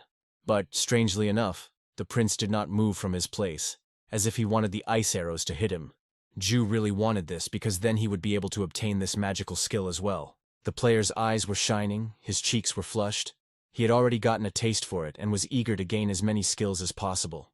Now, in the place where Prince Shutra had just stood, a mountain of ice had grown, and snowflakes were sparkling around it. The young man found himself trapped in ice. Nothing could be seen around him, but he was still alive. He tensed up and used his mana to destroy the ice that had bound him. Shaking off the cold, he saw a system message. He had acquired the ice arrow skill, and the satisfied player laughed. But suddenly he swayed, feeling very weak, and Ju was confused about what had happened. Falling to the ground from weakness, the young man saw a huge piece of an ice arrow sticking out of his chest. The game informed him that his health had dropped significantly, and that he was in great danger, and Ju cursed. The young man clenched his teeth. With his health like that, he wouldn't survive another blow. Suddenly, Ju heard that he was an idiot. Felicia stood next to him, frowning and looking angrily at her younger brother. Suddenly the girl asked who asked him to save her. The guy was taken aback. What was she talking about? The princess said that he is the weakest among his brothers and sisters, so who else needs to be saved is a big question. The young man looked at her in confusion. It seemed Felicia had misunderstood something. Leaning towards her wounded brother, she asked when Shutra had mastered magic. Ju looked around. It seemed Felicia decided that he was saving her from arrows, and even knocked out the magician. The princess pulled out a piece of arrow stuck in Shutra's chest, and the young man cried out in pain. But soon he felt relief and a surge of strength, as if a life-giving drink had spread throughout his body. Felicia leaned over her brother and, with the help of elven magic, quickly healed his wound. A greenish, life-giving energy emanated from the girl's hands and healed everything it touched. The huge wound on Prince Shutra's chest healed in a matter of seconds, leaving only a scar. He was amazed. The wound instantly healed, and he received another skill. Now he could also heal. Ju thought with a smile. So that's what she's like. The brilliant magician Felicia Dumbledore. The girl asked her brother if he could go. And then they saw that a new attack was rushing straight towards them with a terrible roar. A giant bloody ogre, one of the mutated species, was approaching them, its scarlet eyes blazing. Felicia, looking at the enemy, asked, "So they need to deal with this giant?" The brother and sister raised their heads. Their enemy was truly of terrifying size, and also incredibly angry. The bloody ogre growled menacingly. He was very close to the prince and princess. The young man ran away as fast as he could, but how could he even fight someone like that? The giant struck the place where the brother and sister had just stood with his weapon, and the earth shook. Ju was puzzled as to why this mutant was so fast. Usually such enemies were clumsy. Felicia told Shutra to try to buy them some time, and she would blow away the ogre with magic. Another deafening blow was heard behind Shutra and Felicia. The young man frantically thought about how to distract the enemy. Finally, he told the princess that he would try to somehow distract the monster's attention. The prince called his faithful and brave Karak, and said that they would act as last time. The warrior must get ready. The player waved his hand and the game menu appeared in front of him. Now he needed to get into his inventory. Now Ju can probably use the dwarven blade found in the tunnel. A blade from the vault appeared in the young man's hand. He concentrated and prepared to empower his ally. Dropping to one knee, Ju thrust the power-giving weapon into the ground. A powerful golden energy of victory and power flared around the youngest prince. He cried out under the royal banner and sent a powerful stream of energy towards Karak. The warrior felt himself once again filled with amazing power. His fear disappeared, and it seemed that now he could do anything. Now Karak's figure was golden and exuded courage and immeasurable strength. He clenched his teeth and looked at the enemy. The old warrior frowned and let out a battle cry. The giant no longer seemed so invincible to him. The bloody ogre slowed down, noticing the surprising change in Karak. He looked at the orc in confusion. Karak, swinging his axe, rushed at the giant bloody ogre mutant. The two powerful warriors clashed. The ogre was defeated, the first time an ordinary orc had fought him. The orc screamed in horror. Karak dealt him several painful blows, wounding the monster. Filled with the victorious power of the king, Karak attacked the confused giant again and again. Swinging his axe, the orc struck the enemy in the stomach, causing the ogre to stagger and take a step back. The giant mutant clenched his teeth and frowned, wondering how long this insolent fellow could beat him with an axe. He swung his club at Karak when Felicia Dumbledore flew up behind the giant. The princess assessed the situation and came up with a way to help the brave Karak defeat the monster. She stretched out her arms and generated a huge puddle of fat under the feet of the bloody mutant ogre. The giant tried to take a step, but his feet slipped and slid across the slippery fat. The ogre, completely bewildered, fell on his back with a wild cry and stretched out in a pool of fat. Karak immediately took advantage of the situation, and pushing off from the ground, flew towards the terrible enemy. The bloody ogre lay in a pool of slippery fat and could not rise to its feet. Approaching the bloody mutant, the orc growled that the red ogre was finished. Karak struck his enemy again with his axe, and this time the blow proved fatal. The monster's eyes began to roll back and blood began to gush from its mouth. The brave commander of Shutra's squad dealt with the monster. The prince's magic wore off, and Karak himself could not believe that he had defeated such a formidable and enormous opponent. Satisfied, Ju decided to come closer and look at the defeated monster. The young man laughed. They had won. Of course, there were still a couple of opponents left, but they had dealt with the most problematic ones. And suddenly he noticed that he was enveloped in a radiance that always filled him with strength. The player now sees a system message he has been waiting for. Finally, his level has been increased to 10, which means that now his hero will definitely become much stronger. The game reported that the main character's customization level has also increased. The young man broke into a satisfied smile. This is simply wonderful. You need to see how his characteristics have changed. Due to the main character's customization effect, a new passive skill is added at the new level. The player opened the gift, and it turned out to be a battlefield defense skill, which makes it much more difficult to hit the hero. Ju was delighted. It was the Stormtrooper effect. All players have seen something like this at least once. With this effect, bullets fly like a hail, but for some reason not a single one hits the main character. With this skill, the young man will be able to produce the effect of plot armor for the main character. And then he heard a furious growl. A whole crowd of red orcs was rushing towards them. Felicia shouted at Shutra, asking why he was standing there. They would be demolished by those enraged rebels from the Red Arrow tribe. Suddenly, Felicia turned to the enemies running straight at her and frowned angrily, clenching her teeth. A tornado rushed from the princess in all directions, knocking the orcs off their feet. She called upon the wind, the whirlwind, and fury. The younger prince could barely stand on his feet, and looked with all his eyes at his older sister. What is happening now looks a lot like magic, but it seems that it is not. Suddenly, the young man realized that this was a spirit. This was definitely a spirit called to help by the elven princess. After all, broken or not, a dark elf is still an elf. Felicia is not just a great mage. She was born a spirit summoner. Ju watched in surprise as the princess gathered all the enemies into one sphere and sent them off in an unknown direction. The young man thought, I wonder if he could be hit by something like that. It's just a super skill. Karak asked the prince what kind of fire it was. The young man replied, It was yellow, which meant they had to retreat. Shutra didn't understand what was happening. Why they ordered a retreat. Maybe someone was in danger. Karak asked what the prince would order, and he told the orc to take the troops and go to the gathering point. The young man himself decided to go to Caitlyn. Perhaps she needed his help. The commander of the detachment told the prince that he would go with him. Shutra ordered Karaku to do as he said. But then Felicia came up to them and told Karak that she would go with Shutra to Caitlyn. The ruler of the Dark Elves did not want to remain in debt and wanted to thank her saviors. Besides, Felicia wasn't finished with those pigs who had her chained up yet. Karak looked at his very young master with concern and asked him to be careful. Felicia asked Shutra if they really had to go to Caitlyn. Did he really think she could lose like that? But the young man insisted that if everything was okay, then they would simply return together. Felicia asked if Shutra seemed worried about Caitlyn. The prince confirmed, of course, she is his sister. In fact, he was worried because he and Caitlyn are allies. The sixth demon princess looked closely at her youngest brother. She realized that he was not telling her everything. She was especially surprised by the word of course, but Shutra had changed a lot since their last meeting. Caitlyn was indeed fighting against hordes of enemies, the red orcs pressing on the eighth demon princess from all sides. But it was very difficult to defeat her. Running through the ranks of enemies, the girl dealt them powerful blows with lightning speed. Caitlyn was a true representative of the lycanthropes, so she had an excellent command of the techniques of hand-to-hand combat with animals. Turning around, she saw another squad of Red Lightning tribe fighters approaching her. Suddenly the orcs burst into flames and turned into walking torches, screaming and dying as they ran. It was the princess who used fire magic. She stretched out her hand and set her enemies on fire. But then Caitlyn heard the familiar growl again. The surviving warriors rushed at the young princess. Swords flashed in the hands of the red orcs. A couple more jumps and they would be next to Lady Moonlight. Suddenly, a magical weapon glowed in the girl's hand. The princess's eyes were cold and surprisingly calm. Caitlyn lunged forward, one swing, and both her opponents received multiple mortal wounds. Felicia and Shutra stood to the side and silently watched this beautiful fight of their sister. Dumbledore chuckled. She knew it. There was absolutely no need to worry about Caitlyn. Caitlyn asked Shutra why they didn't retreat.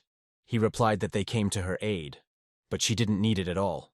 And only then did the eighth princess notice that Felicia, whom he had freed, was standing next to Shutra. Suddenly, Caitlyn threw herself on Felicia's neck and hugged her. Caitlyn's cheeks flushed and she exclaimed that she was so glad Felicia was okay. Dumbledore stuttered. Of course she was fine. Caitlyn was worrying too much about it. The young man was somewhat surprised by this reaction. It seems these sisters are quite close. And then Ju glanced at the game minimap. It was definitely time for them to get out of here. The main detachment, which had followed General Bandal, was returning to the camp. He told the sisters that the enemies were returning and they needed to leave. Felicia told Shutra to lead them and they would cover. Most of the warriors have already left the dangerous territory, passing through the magical gates of the portal. Finally, the eighth princess, Caitlyn Moonlight, joined them. Stepping onto the magical patterned floor, Felicia, who had been freed from captivity, and the youngest prince, Shutra, passed through the portal with Caitlyn. Felicia was very surprised that it was Shutra who found the portal. Caitlyn added that he made a huge contribution to the conquest. Looking at her little brother, Felicia thoughtfully said that it was strange. And when did he manage to change so much? Prince Chris Moonlight called out to the girls. They had finally returned, and he was already starting to worry. Turning to her brother, who was looking at her sternly, Caitlyn smiled broadly. She happily announced that she had brought Felicia Dumbledore, but the sixth princess remained silent. Finally, she turned to Chris and politely thanked him for saving her, saying that they hadn't seen each other for a long time. Chris looked closely at the dark elf. It was clear that her appearance did not please him at all. After a pause, he finally responded to his older sister's greeting, confirming that Felicia was right. The squads of Chris, Shutra, and the princesses set up a temporary shelter in the tunnel next to the portal. Chris reported that General Bandal had won, apparently that Yakuzan bastard had surrendered after seeing the fire. Ju was surprised who this Yakuzan was, but Caitlyn reminded him that he was the commander-in-chief of the Red Lightning tribe. Felicia asked if Yakuzan had surrendered. Chris explained that it wasn't quite true. He had escaped and would be able to fight again if he gathered allies. Chris announced that tomorrow they would hit Kairam, Kaichan's older brother. If he got involved with Yakuzan, they would be in trouble. Turning to Felicia, Chris asked how she got there, a question that had been bothering him for a long time. The princess explained that she had been exploring the nearby ruins, heard about the battle, and decided to help. Moonlight frowned and asked if it was true. He felt like something was wrong. But Felicia innocently asked her brother why she suddenly needed to lie. Chris stared at the sixth princess. He knew that she was strong and couldn't have been captured just like that. Felicia Dumbledore held that gaze calmly. She had long known that Chris didn't like her. Finally, he turned around and walked away, saying that the girls were probably tired and suggested that they call it a day. The dark elf ruler lowered her head and fell silent. It seemed Chris suspected something. After the battle, the warriors cooked dinner and ate with appetite. Some, having had their fill, went to bed. Ju opened the panel with acquired skills. 4 new skills were displayed there. It was nice to look at. Apparently he can only use aura in battle. And suddenly he heard someone calling the prince's name. Felicia decided to go to the young man. She had already managed to change her clothes and tidy herself up after being captured. Seeing the dark elf ruler approach him with determination, he asked in confusion what had happened. But the demon princess's slender legs in high-heeled boots were inexorably approaching him. Leaning toward her youngest brother, Felicia softly called his name. Suddenly the girl stuck her finger into the hole in the prince's chest and pulled him towards her by his clothes. The young prince opened his mouth in surprise. What was she planning? Why did she come to him? Pulling the blushing youth towards her, the demon princess asked if Shutra could undress. The guy was stunned. Why did she want him to undress? They were brother and sister after all. But Felicia, smiling, handed Shutra a new outfit, pointing out that his old one had been torn by an arrow. The prince asked the 6th princess in confusion why she wanted him to undress now. The girl blinked her eyelashes in surprise and asked, "But he wants her to heal him." The young man smiled, but he was completely healthy. Felicia had healed his wound back there on the battlefield. The elf explained that she had only given him first aid so that he could walk on his own. He may have internal wounds, so she will now cast a normal spell on him. Casually, she asked why the young man was glowing, and he replied that everything was fine. It just happened to him. Shutra said that he had a request for Felicia Dumbledore. The girl was very surprised. The prince said with a smile that only Felicia could fulfill this request. The ruler of the Dark Elves listened attentively to her younger brother's wish. The princess fulfilled his request, and Shutra acquired 3 types of healing skills. The satisfied player read the description of the abilities acquired with Felicia's help and thought, very good indeed. Thanks to the 6th princess, he received 3 new healing spells, and another useful lesson awaits him today.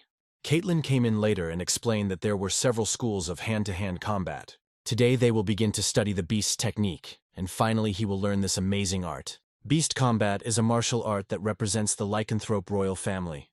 This is the beast god's primary hand-to-hand combat technique, which is probably why Caitlyn decided to teach Shutra. The beast technique uses both internal and external aura. Today Caitlyn will teach her brother the basics of using the internal aura. The girl told Shutra to close his eyes and concentrate on his aura. The young man closed his eyes, directed his attention inward, and suddenly physically felt the movement of the aura. The aura, the life force, like a warm liquid, flowed throughout his body. He felt it in his legs, even in his toes. Circulating through his body like blood, it warmed his hands, making them strong and quick. This is the power closest to the power of the soul. Reaching its limit, it becomes the power of the soul. Opening his eyes, the prince looked around in surprise. His room was filled with bright, snow-white light. The game informed Ju that he had received the passive skill, the protagonist's constitution, and the young man was surprised. It increases the learning efficiency of other physical skills, and as you level up, the corresponding traits will be unlocked. Ju was stunned. He also received Archmage's Constitution and Hero's Blood. But these are Zephyr and Luke's passive abilities. He knew perfectly well that with new levels, the system adds completely new functions to these skills. The boy's eyes lit up. So this is what it's like to be the main character. He clenched his fists. This is damn cool. Caitlyn called out to Shutra what he was doing. The girl asked her brother to concentrate and not get distracted. Now they will begin their first training. The young man joyfully exclaimed that he was ready. Soon, Prince Shutra's fists began to blaze, and he was able to concentrate his aura in them and gain the skill of beast-like hand-to-hand combat. Caitlyn was delighted. Her brother mastered the basics of hand-to-hand combat so quickly. It's impressive. Ju felt like he was holding a deadly weapon even though his hands were empty, meaning this technique allowed him to fight without weapons. Caitlyn suggested moving on to learning the next technique when a messenger came running for the princess. The wolf informed the princess that His Highness Prince Chris Moonlight was urgently calling her. Chris, frowning, informed everyone that Kyram's troops had suddenly disappeared. Chris, Shutra, Caitlyn, and Felicia stood over the map of the area and couldn't understand what had happened. The 7th prince assumed that this freak Kyram understood their plan, and Caitlyn asked what they should do now. Chris pointed his finger at the map. According to General Bandal, Yakujan and Kyram were supposed to meet here. Considering the mountainous and wooded terrain, this was entirely possible. Shutra suggested dealing a decisive blow to the enemy. Chris agreed. They needed to team up with General Bandal and wage an all-out war against the Red Lightning tribe. The princes and princesses, led by Chris, arrived at the rebellion suppression headquarters with their troops. The distinguished guests were met by General Bandala himself, who noted that Prince Chris had come a long way. Moonlight exclaimed that the general hadn't changed a bit, no matter how long it had been since they had seen Bandala. The general turned to Felicia, saying that they hadn't seen each other for a long time either, but she asked how her subordinates were, and Bandala replied that they were fine. Ju looked at one of his favorite game characters with a smile. He used it the most in the game, which is probably why the general is so familiar to him. Extending his hand, Prince Shutra introduced himself and said that he was very pleased to meet the renowned general. Bandala looked silently at the youngest son of the demon lord, whom no one took seriously. He extended his finger to the youngest prince and replied that the feeling was mutual. Ju again saw before him the golden-haired beauty, enveloped in a golden glow. The beauty had eyes of different colors. She looked at the player sadly and even reproachfully. Suddenly, another girl appeared next to Goldilocks, wearing a mask and red armor. The eyes of the warrior in the red suit were burning, and fire was blazing around her. The girl with different eyes was calm, though strong, and she looked at Ju with hope. The girl in red armor was the very embodiment of strength and unstoppable energy. They stood next to each other, radiating light and fire, and looked at the main character of this game. The young man could not understand who they were and why he saw them, but suddenly he saw the signs on the girl's armor. The sign of conquest was on the armor of the blonde with different eyes and depicted a sword with a crown. The red-haired beauty in red armor was marked with the sign of war. Ju opened his eyes and sat up on the wide bed. He was in the tent of Prince Shutra Ignis. So it was a dream. It's quite strange to sleep and dream inside a game. But he had definitely already seen that blonde with different eyes when he died in the game. But who was this woman in red?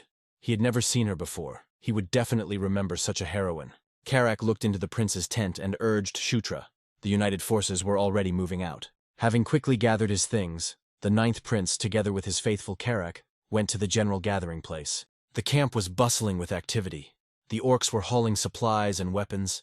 Everyone was preparing for the upcoming battle. In this battle, Prince Shutra and his detachment were sent to the left flank. Bandala commands the center, Chris and Caitlyn lead the left flank, and the Dark Elves protect the rear. The main forces of the Demon Lord came out against the united forces of the Orc rebels. Prince Shutra didn't even notice how he found himself in the middle of a battlefield, surrounded by thousands of enemies. Two armies lined up against each other, a massive tribe of red orcs unwilling to submit to the Demon Lord. Opposite them stood powerful enslavement forces, whose main task was to suppress the rebellion and avenge the murdered. The commander-in-chief of the Demon Lord's forces, General Bandala, ordered everyone to form up. He growled that today they would show these freaks what pain was and avenge their treacherously killed friends. Bandala commanded the troops to attack the enemy. The beasts and orcs rushed into the attack with a roar. But the red orcs were in no hurry to enter the battlefield. Covered by their shields, they calmly waited for the enemy. The Red Lightning tribe's chief mage laughed contemptuously, calling his enemies idiots. Suddenly, explosions were heard on the battlefield, scattering Bandal's warriors in different directions. The general didn't understand what the hell was going on the battlefield. Had the enemy really minded in advance? But this was not the only surprise prepared by the rebels in this battle. Behind the warriors of the Red Lightning tribe, giant evil monsters appeared. Bandala was stunned. Were they really facing swamp mammoths? These monsters are not easy to deal with. The ground beneath the Demon Lord's army continued to explode. Powerful explosions were heard here and there, scattering and killing General Bandal's soldiers. Everyone was terrified. No one knew where the next explosion would occur.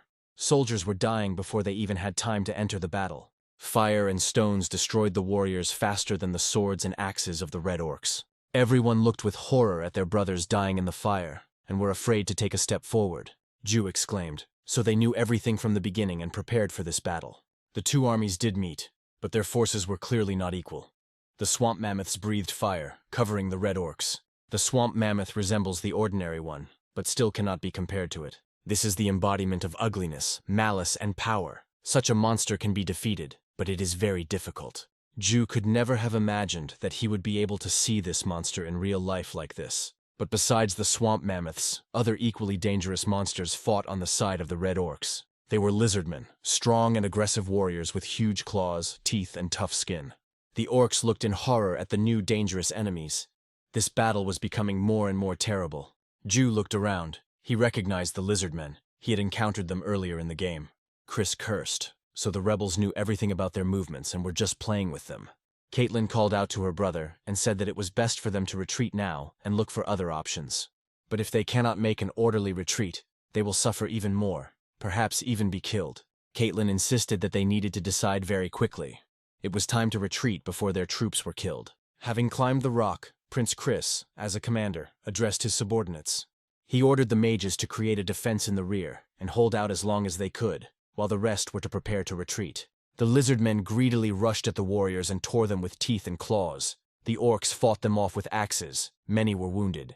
One of the lizard men rushed at Prince Shutra with a growl, the blood of the victims it had killed dripping from the monster's saber. But before he could get close to the young prince, he received a crushing blow from Karak. The old warrior shouted for the lord to come to his senses. One wrong move, and they would all be finished. Ju came to his senses. Karak was right. This wasn't a game. He really could die in this strange world. Prince Chris Moonlight burst into the thick of the battle, killing the enemies around him with astonishing speed. Chris shouted to everyone to come back alive no matter what and not to dare die. The surviving demon troops after the bloody battle set up camp in a mountain gorge. The dark elves healed numerous wounded, many died, and the mood in the camp was sad. Chris Moonlight blamed himself for everything. It was his oversight. He should have suspected something was wrong right away. Bandala said what's done is done. Now they have to either retreat or ask for reinforcements from the Demon King's castle. Chris agreed with the general. He couldn't allow his subjects to go to their deaths because of his pride. Felicia Dumbledore suddenly intervened in the conversation, having come up with an interesting idea. She came to this area primarily to inspect the ruins, and her final destination was the peak of the Gishkov Mountains. Felicia may be an exceptional mage, but even in the game she wasn't a fighter. Her skills were focused on exploration. The sixth princess walked over to the detailed map of the area lying on the table. She has been studying the ruins for a long time. The lair of the stone dragon Enkidu has been in these mountains for 1,500 years. This dragon, born from magma, attracted various guardians to protect its lair and treasures. Among the guards were dwarves who once lived in the Gishkov Mountains, and Enkidu gave them weapons to protect their lair. An anvil that generates thunder. This relic allows not only to control the chimeras created to serve as guardians. With this anvil you can cast victorious spells for an entire army. Felicia was convinced that if they wanted to defeat those monsters, this was their only option. The princess came here to search for this relic. Bandala asked if she knew the exact location of the magic anvil. The girl replied that this was all she knew. Chris winced, not very useful information. Chris said they didn't know when the enemy would strike their weakened forces again. At a time like this, they can't risk their lives for a stupid treasure hunt. Felicia was angry. Suddenly Shutra said, "The anvil that produces thunder is definitely here." That's right. When Ju was playing as Locke as the main character, he encountered her once. The prince explained that he had discovered a related story while studying dwarven runes. And on top of all that, he trusts his older sister, Felicia Dumbledore. Felicia looked at the ninth prince in surprise. She did not expect to receive support from this side at all. The Dark Elf Queen thanked her younger brother in confusion, and he decided it was time to score points. Chris was unhappy. He said it wasn't about trust if they wasted their time. Ju smiled. Chris was so stubborn. Shutra pointed to the map and said that there was a similar legend among the Gandharva tribe. The chances are high that the entrance to the ruins is somewhere nearby. If he goes to explore the area, he will definitely find it. Shutra said that he took responsibility for everything that might happen if he failed, and asked them to trust him.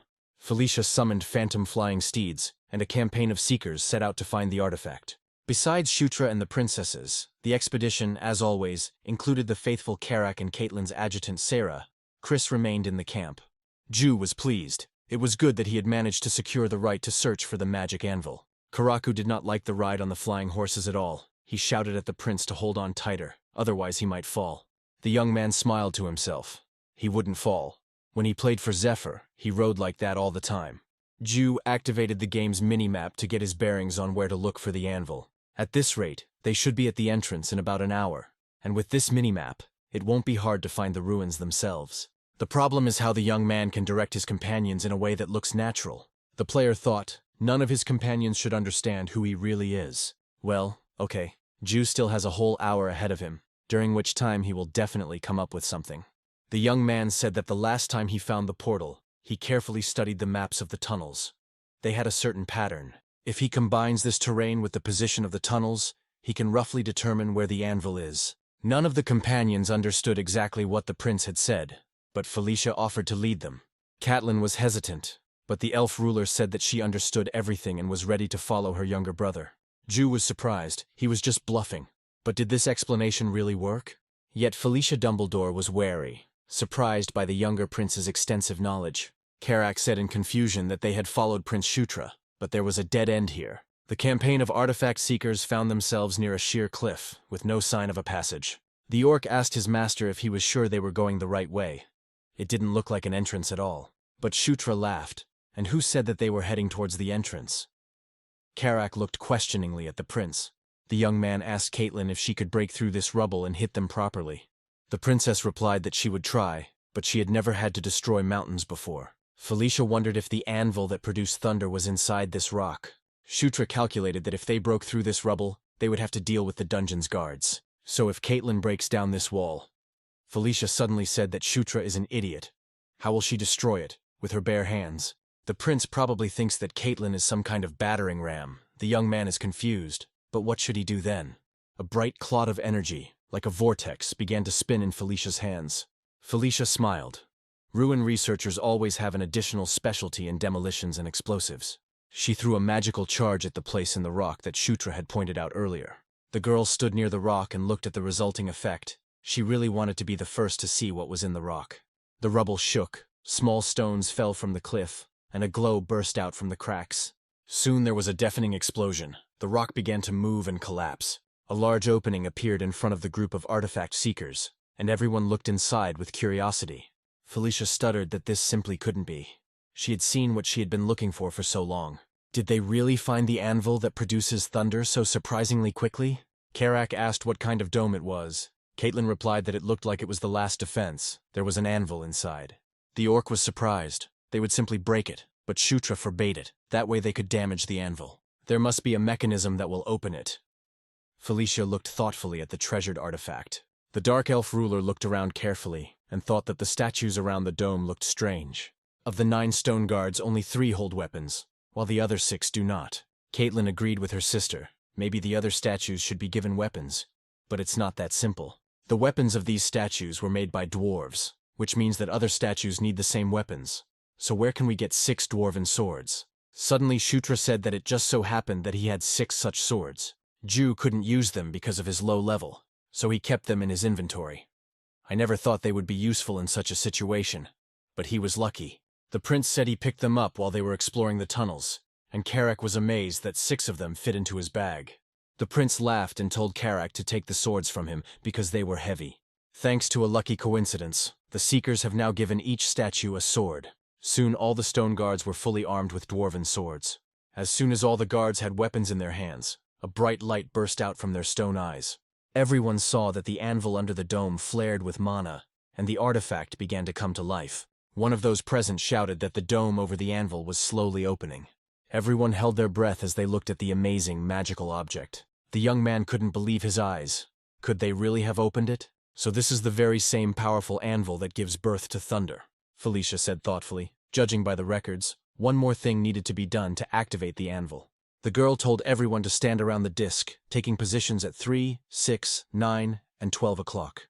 The Dark Elf Mistress explained that they would have to pour mana into the disc. Felicia will start first, then they will go clockwise. Gradually the amount of mana poured in should increase. The 6th princess ordered everyone to concentrate. They begin. And the first one directed her mana into the disc. Soon, everyone present began pouring mana into the magical artifact, and the huge anvil began to sparkle. Felicia shouted to her younger brother for Shutra to increase the flow of mana, and the young man obeyed.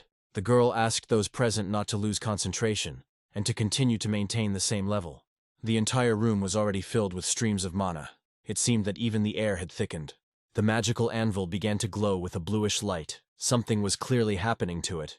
Prince Shutra gritted his teeth. Maintaining such a powerful flow of mana was quite difficult. The player tensed up. He had to endure it, not break off. It seemed like the last of his strength was about to leave him. Suddenly, a stream of mana burst out of the stone room of the dungeon and rushed upward. Suddenly, Prince Shutra found himself in a completely different place, standing on the street, and the flow of mana had disappeared.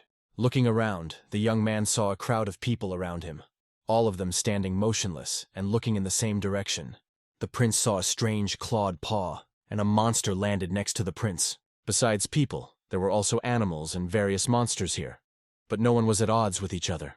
The young man asked in confusion what it was, and then he heard a thunderous voice. Someone was addressing his vassals. The prince raised his head. The voice came from somewhere above. He wondered who it was. All those present, as well as Shutra, obediently raised their heads and listened. The young man's mouth dropped open in surprise. Could this really be the one he was thinking of? But how was that possible? A huge black dragon hovered in the crimson sky above the crowd of people, animals, and monsters. He told the young man that he must protect the nest of the great dragon Enkidu. The dragon ordered Shutra to become a guardian who would stand between the kingdom of demons and the kingdom of humans. The giant dragon flew very close. It seemed that the lava from its eyes and mouth was about to burn the prince. Shutra opened his eyes, breathing heavily. He lay on the stone floor near the magic anvil. The young man's thoughts were confused. He tried to understand what it was and what it all meant. It was definitely a black dragon. Could he really have seen the stone dragon Enkidu? Felicia Dumbledore asked the worried Prince Shutra if he had seen it too. A huge black dragon must have appeared to him, with lava flowing through its veins. Karak said that he saw it too, this dragon, which meant that they all had the same vision. Felicia sighed, apparently not yet sure what this all meant. Felicia Dumbledore looked at the magical anvil with a sigh. It constantly beckoned to the girl. The elf stepped forward confidently, saying that they would surely find out the truth using the anvil. The girl slowly walked into the magic circle filled with mana and carefully approached the huge anvil. She reached out and touched the ancient magical artifact, and suddenly someone else's dark mana began to swirl nearby. Suddenly, the entire space around the anvil was filled with a lilac glow with flashes of dark, powerful mana. Felicia clenched her teeth. She couldn't escape this powerful whirlwind. Her hand felt like it was stuck to an anvil. The ruler of the Dark Elves felt that she was rapidly losing her strength. The magical artifact was destroying her. Unable to bear it, the girl screamed. Ju realized that something had gone wrong and immediately rushed to help Felicia. Noticing that the youngest prince was approaching her, the elf warned him to stop. It was dangerous. But the young man had already grabbed his older sister by the shoulders and tried to tear her away from the anvil. Now the bodies of both Felicia and Shutra glowed with the light of the anvil, and they screamed in pain. Caitlyn and Karak called out loudly to them, but they did not dare approach the dangerous magical object themselves. Prince Shutra Ignis screamed loudly. He felt that his body was once again being carried away into an unknown space. Powerful streams of mana from the stone dragon Enkidu swirled around the young man, and he heard that this was conquest. The dragon's test befalls those who have not been granted permission. But true conquest is the manifestation of true power over all beings in this world. The treasure hunters were surprised to see that Felicia and Shutru had disappeared from the room. Caitlyn and Karak looked around in confusion, trying to figure out where the prince and princess had gone. Soon the anvil stopped glowing, and Prince Shutra appeared near the artifact, holding a strange glowing object in his hands. Looking closely, everyone saw that the young man was holding something that looked like a small hammer. Shutra looked very strange. The color of his mana changed, and his left eye became like a dragon's and burned brightly. Meanwhile, the camp of the demon army in the gorge lived in anticipation of the return of the prince and two princesses. Enemy scouts watched the camp from the cliff. Red orcs were rushing to finish off their opponents. The Red Lightning Tribe scout peered through his telescope, counting how many enemies were left alive. He laughed merrily. Oh, fools. They thought that if they hid here, the red orcs would not find them. After reporting to the tribal leader, the scout asked what they would do, and whether the commander would give the order to attack the camp immediately. If the Red Lightning Tribe's commander-in-chief, Lord Yakujan, orders it, the warriors will wipe the camp off the face of the earth. The mighty red orc looked back. Behind him stood a huge army, supported by terrible monsters. He ordered everyone to get ready. They would soon destroy those demons who were still alive after the last battle. The orcs patrolled the camp, unaware that they were about to be attacked by an army of rebels. Suddenly they heard a strange noise. Raising their heads, the camp guards were stunned. A stream of fireballs flew straight at the orcs from above. There were so many of them that it was impossible to hide in the narrow gorge. The fiery charges fired by the monstrous mammoths reached their target, and explosions were heard throughout the camp. The flames engulfed most of the military camp, and the orcs tried to avoid death and prepare for an attack. The Demon King's warriors saw that a crowd of enemies was already rushing towards them. This time the rebels had the numerical superiority. The eyes of the red orcs were burning. They were thirsty for reprisals against their enemies after so many defeats. Chris Moonlight came out of the tent and saw the enemies rapidly approaching. The prince was terrified. He cursed irritably. Now neither Caitlyn nor Felicia are in the camp. At this rate they will all be destroyed here. Yakujan watched from the cliff as his enemies rushed about under fire, and his subordinates advanced in unison. The leader laughed cheerfully. The stupid demons climbed where they shouldn't have, and that's how they got this result. It serves them right. There were magicians standing on the rocks around the battlefield. Yakuzan ordered to finish with the rest, to kill everyone. And suddenly the leader noticed that his hand was engulfed in a strange glow, and he began to shake. Yakuzan's eyes widened in surprise, wondering why his hand had stopped moving. What was happening to him? Suddenly, everyone noticed that the same strange purple glow had enveloped the swamp mammoths. The monsters stopped attacking the demon lord's army and obediently froze, obeying some call. The red orcs opened their fanged mouths in surprise, their allies turning against them. Now the swamp mammoths attacked the Red Lightning Tribe's army with firebolts. The red orcs scattered in terror, trying to hide from the fiery attacks of the swamp mammoths. Yakuzan watched what was happening from a cliff. He could not understand why the situation had changed so abruptly. The red-skinned chief stuttered and asked what was going on, why the swamp mammoths were attacking them and not the demons. Chris also watched with surprise at the sudden changes on the battlefield. His warriors had already gone on the offensive. The seventh prince remained silent and frowned, trying to understand what had happened. And then an idea flashed through his mind. But this simply couldn't be, because he considered this idea stupid. But there can only be one explanation, that the group that went into the mountains did find an anvil. All the seekers looked in surprise at the youngest prince and the strange object in his hands. Lifting the iridescent hammer higher, Shutra asked in confusion what it was. Felicia Dumbledore explained that the boy was holding a thunderhammer, an addition to the anvil. The exhausted dark elf ruler leaned on the girl and said with a sigh, "It seems that Enkidu has chosen Shutra." The young man was confused. But why did the stone dragon choose him? After all, he is the youngest. Felicia asked her younger brother irritably why he was standing there. She needed to use the hammer to save their army. Ju looked closely at the thunderhammer. Surprisingly, now it had enormous magical power in its hands. The stone dragon Akidu's mana showed him how to wield the hammer he had received. He remembered the vision. The dragon spoke, conquer, subdue, and force to obey. In the young man's head it sounded like conquest as the true manifestation of real power. Then the prince remembered how to use an anvil to create thunder. He swung his hammer and hit the anvil. Ju decided to start with the swamp mammoths, as the most dangerous allies of the Red Lightning Tribe. After the hammer struck, a huge stream of magic burst out of the anvil and rushed upward. This current engulfed the swamp mammoths on the battlefield, and forced them to turn around and submit to the will of Prince Shutra. The monsters immediately attacked their recent allies, directing a stream of fire bolts at them. The red orcs ran away, screaming in horror. No one understood what was happening, why the mammoths suddenly began to attack them. Noticing the panic in the enemy ranks, the commander-in-chief of the demon army immediately took advantage of the moment to attack. General Bandal and his loyal warriors attacked their frightened opponents with lightning speed. He realized that, judging by the way the swamp mammoths were attacking the Red Lightning Tribe, it seemed like the prince and princess had succeeded. The general inspired his soldiers by shouting that their time had come. They must kill all the rebels and not let anyone escape. Inspired by the unexpected advantage, the warriors of the demonic army quickly killed the toothy lizardmen. Now it's time to fight face to face with the red orcs, who have been hiding behind their monster allies for a long time.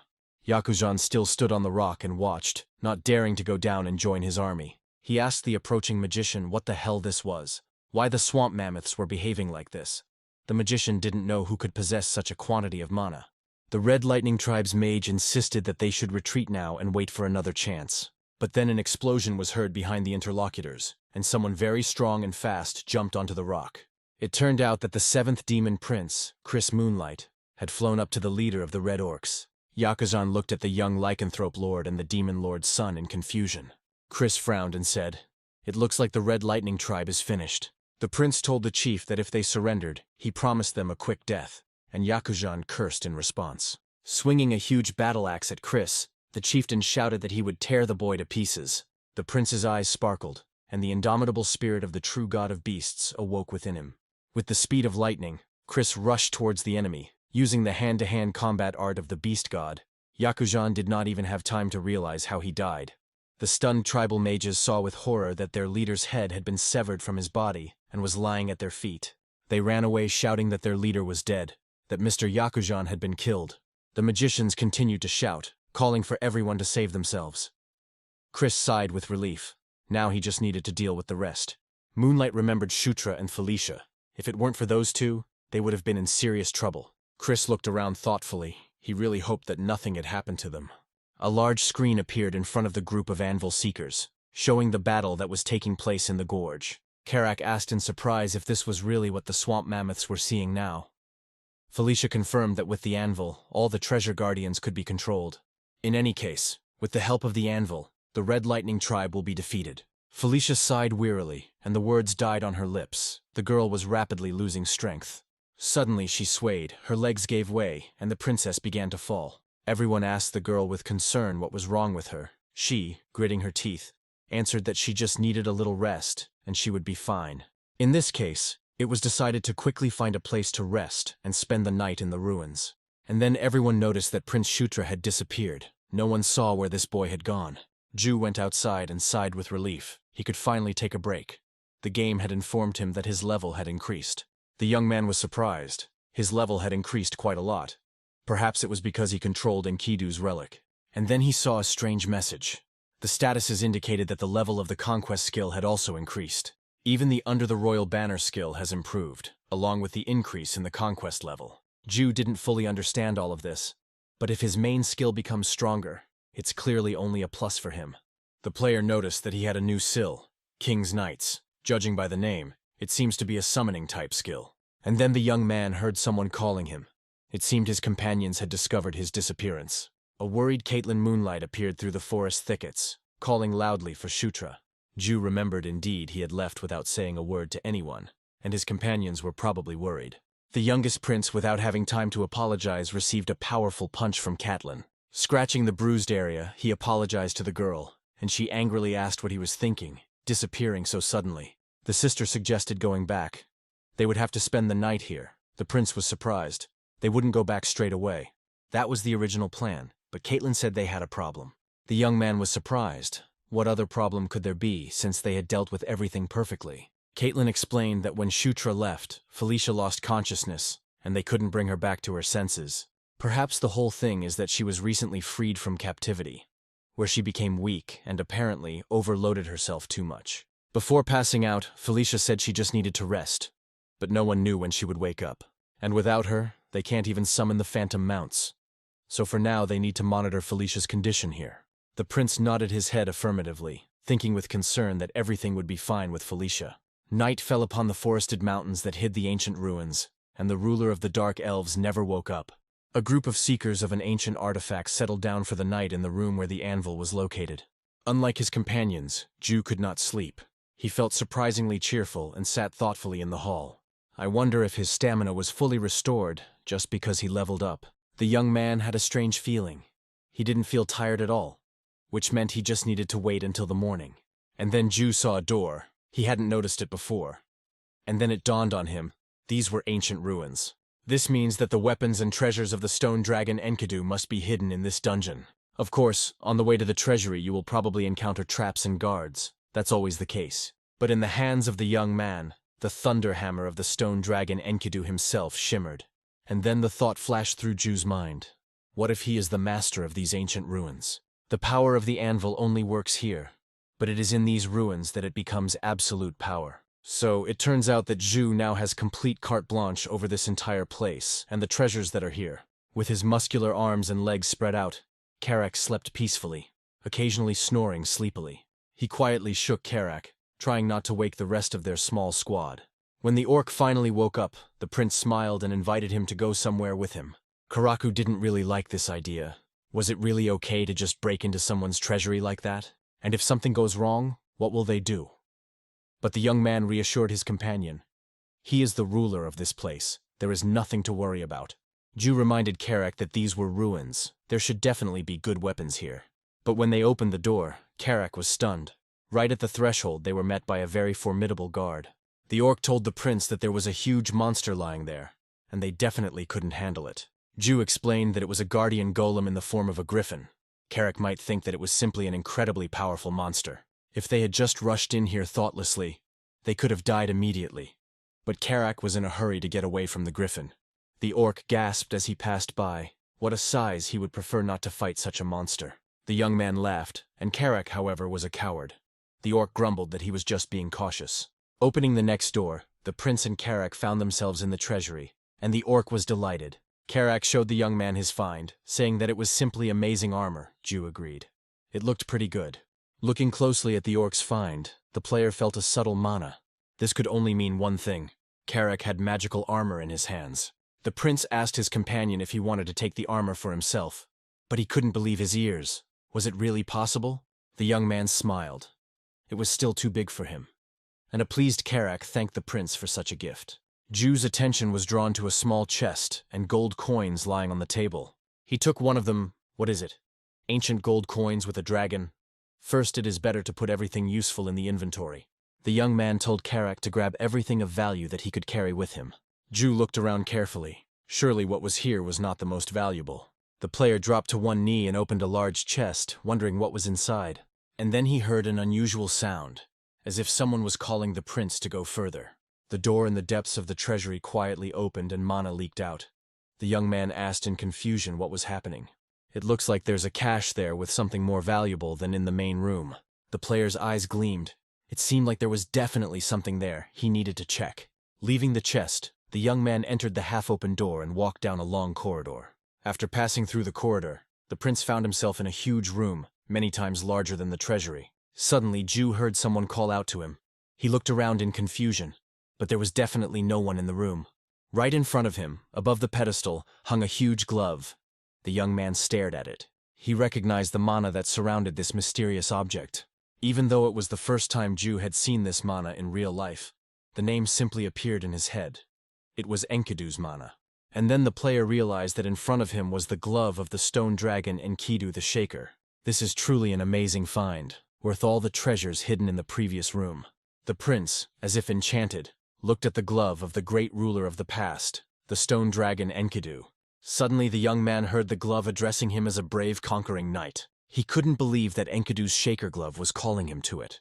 Ju boldly stepped forward and climbed onto the pedestal where the ancient dragon artifact was kept. He reached out his hand to Enkidu's glove, intending to try on the powerful item. The game reported that he was underleveled, had insufficient mana, physical and mental strength for the item. The young man was disappointed. It turned out he couldn't wear this glove yet. Suddenly the glove began to glow, Enkidu's mana began to swirl, and an unknown voice said that Ju was allowed to wear the item.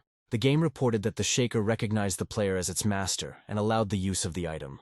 The stone dragon's glove glowed with golden light, and a message came that the user of the shaker had been changed to Shutra. The young man again reached out his right hand to the glove. For some reason he had an irresistible desire to try it on. Suddenly, Enkidu's glove appeared on the prince's hand, and he exclaimed in surprise, immediately feeling an explosion of power inside him. He looked at his hand in surprise, as Enkidu's glove recognized him as its owner. The game notified Ju that his strength had been increased by 10, and his mana and stamina had increased by that amount. The player was surprised. Wow, he just put on this glove, and his stats immediately increased so much. Ju smiled, which meant that once he gained a level, his stats would increase even more.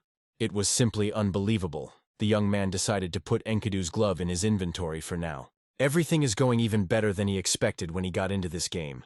The item disappeared from the player's hand and ended up in the inventory. And then he heard Karak's surprised voice behind him. He asked the prince what just happened. Ju jumped in surprise. He asked Karak how long he had been standing there. The orc replied that he saw everything. The glove appeared out of nowhere. The young man cursed silently. If others found out about the inventory, he would be in trouble. Karak, looking at the confused face of his master, realized that if people found out about these miracles, the prince would have problems.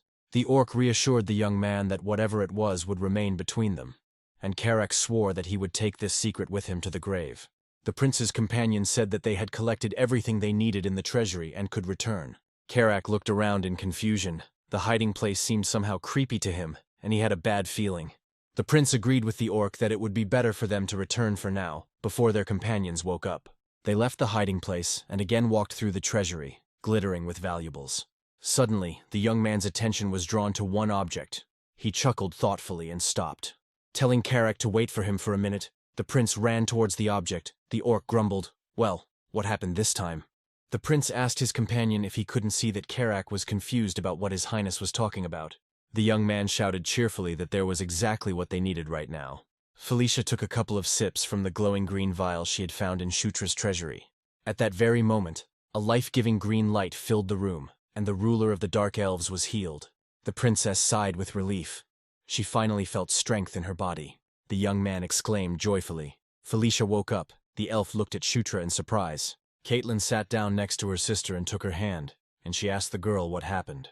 The 8th princess, wiping away a tear of joy, said that Shutra had restored Felicia's consciousness with the help of a mana restoration potion.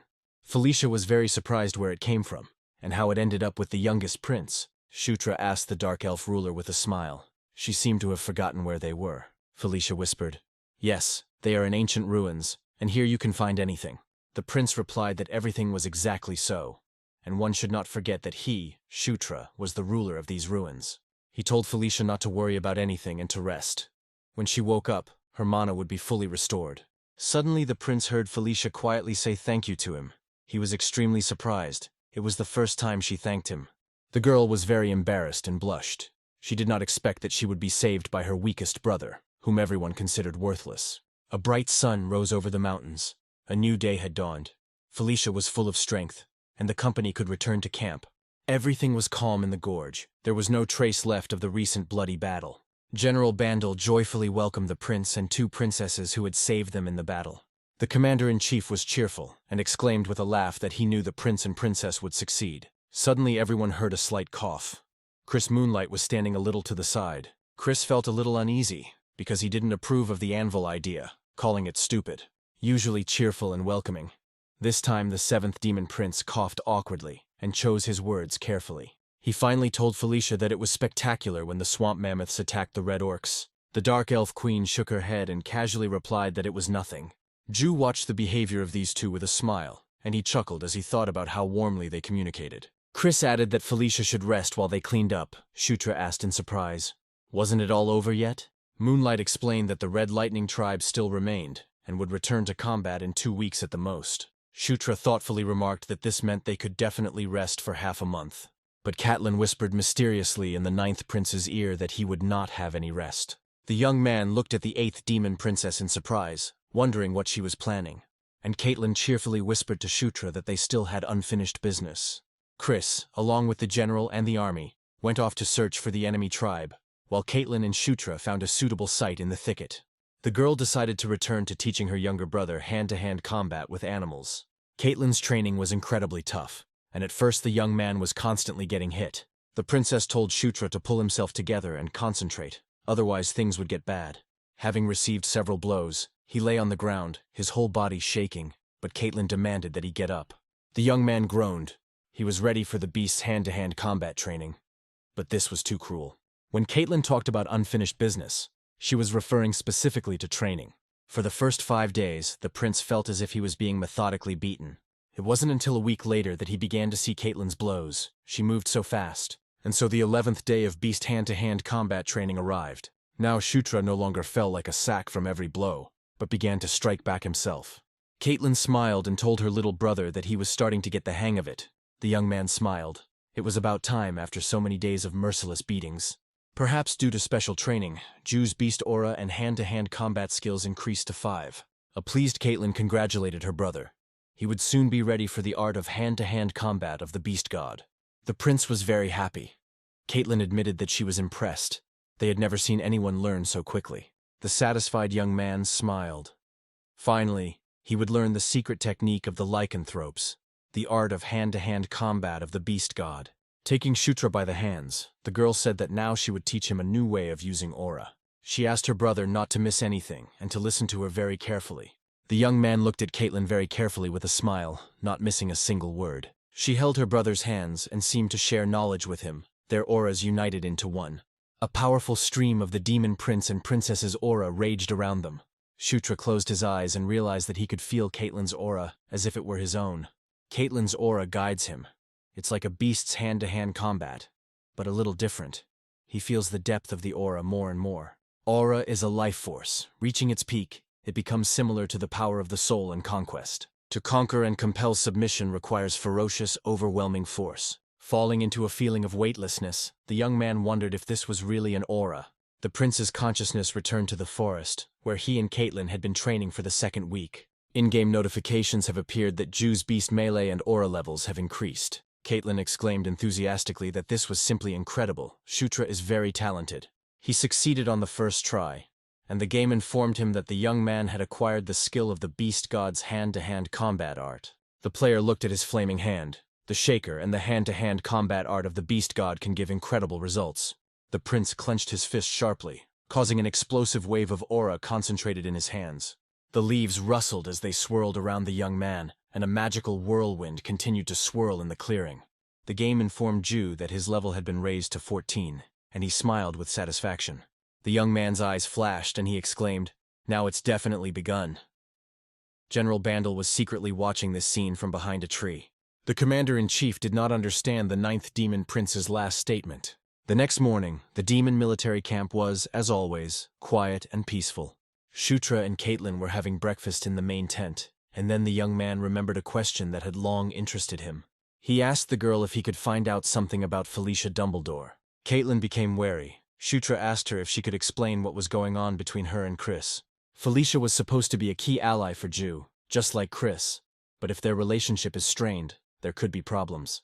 Shutra noted thoughtfully that it couldn't be said that everything was bad between Chris and Felicia, but they were distant. Caitlyn replied, not saying that something had happened between them. The young man asked, "What then?"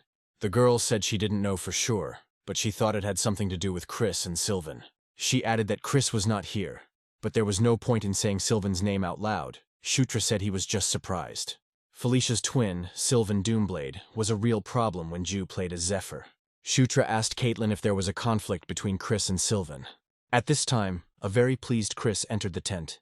He was glad that he found his brother and sister here.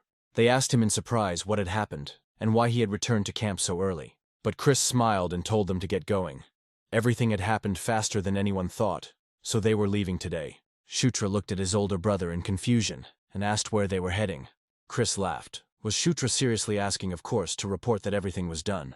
As he bid farewell to the princes and princesses, General Bandal said that they had done a great job this time. As he parted from Shutra, the giant smiled and said that he was looking forward to the day when they would meet the 9th prince again. The young man cheerfully replied that he too would be very glad to see the commander-in-chief again. Chris was in high spirits and urged his younger brother on, saying that it was time for them to go. Now their path lay to the castle of the Demon King for an audience with the ruler himself, their father. The Demon Lord's huge, majestic castle occupied an impressive area and consisted of many buildings. In the huge hall in front of the majestic throne, many courtiers usually gathered, and audiences were held there. On the dais stood a majestic throne, on which the all-powerful Demon King usually sat proudly. The way back to the Demon King's castle is quite simple. You first need to reach a teleportation circle that can make long jumps. Then you need to use transfer magic to go straight to the Demon King's castle. The estimated time to the nearest teleportation circle was 3 days. This journey did not include stops in taverns. In other words, he, Chris, Felicia, and Caitlyn were about to spend another night in the open air. Sitting by the fire, Ju thought about the Demon King's castle. Just think, they would arrive there tomorrow. The young man was a little worried. Currently, the Demon King's castle is divided into 3 main factions. The second prince Zephyr Ragnaros, the second son of the Demon King, and his greatest enemy. The second faction is led by the first prince of demons, Baikal Ragnaros, and the third faction is led by the fourth princess, Anastasia Nekrion. In the struggle for the throne, birth order did not matter. The one with more achievements and who was more capable occupied the highest position. Baikal and Zephyr were half-brothers. Their abilities were almost equal.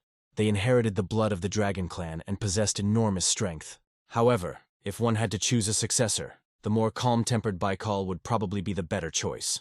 Not that the choice meant anything at all, because after that day everything would change. Therefore, Ju must be prepared for anything, knowing the storyline of this game. First, he needs to level up so he can fully wield the shaker, and he also needed to make the most of his newfound power. And then the young man remembered the King's Knight skill. The game immediately announced that a knightly order had been created, and Ju was confused, as he had thought it was just another summoning-type skill. Looking at the screen, Ju saw that there were buffs, knight training, even summoning. If this skill is so good at the first level, then how strong will it become later? And then Karak called out to him. The orc was indignant. Why the prince was not sleeping again? He needed to sleep in order to leave early in the morning. The young man laughed and said that Karak, as always, appeared just in time. Turning to the faithful orc, the prince asked him if he would like to conduct an experiment with him. Karak shuddered and asked the master in fear what other experiment. In the night forest, under the light of a bright moon, Prince Shutra summoned his first king's knight, the mighty orc warrior Karak. The player's hands flashed with the blade from the Treasury, and he spoke the words of summoning, following the game's instructions. Placing his sword on Karak's shoulder, the prince said that he appointed him as his knight.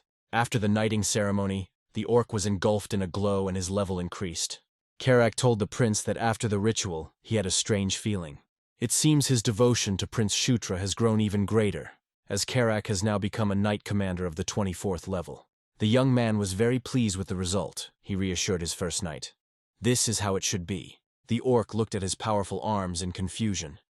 It was good, of course, that he had become stronger, but he couldn't understand what it was at all. The prince asked the worried servant if Karak didn't want to become the most powerful orc in the world. Shutra declared that he would raise Karak into the most powerful emperor of the orcs. He would be able to fight on equal terms even with dragons. Karak looked at his master with concern and asked if the prince was probably ill. The next day, the company of princes and princesses safely reached the tower with the teleporter. Having climbed up the tower, they entered a secret room and found themselves in front of a teleportation circle. Chris noticed that his younger brother Shutra was a little scared and cheerfully encouraged the young man. The 9th prince smiled and thanked his elder brother for his support. He boldly stepped into the circle with the magical writings. The others were already in place. Felicia cast a spell, and at that very moment the circle began to glow. Ju shuddered and clenched his fists. He had used this thing many times in the game, but this was the first time he had actually found himself in a teleport. A bright light flashed above the tower and a column, similar to a powerful electrical discharge, shot into the sky. The young man was blinded by a bright white light. The teleporter had started working, and Ju was confused about what it was.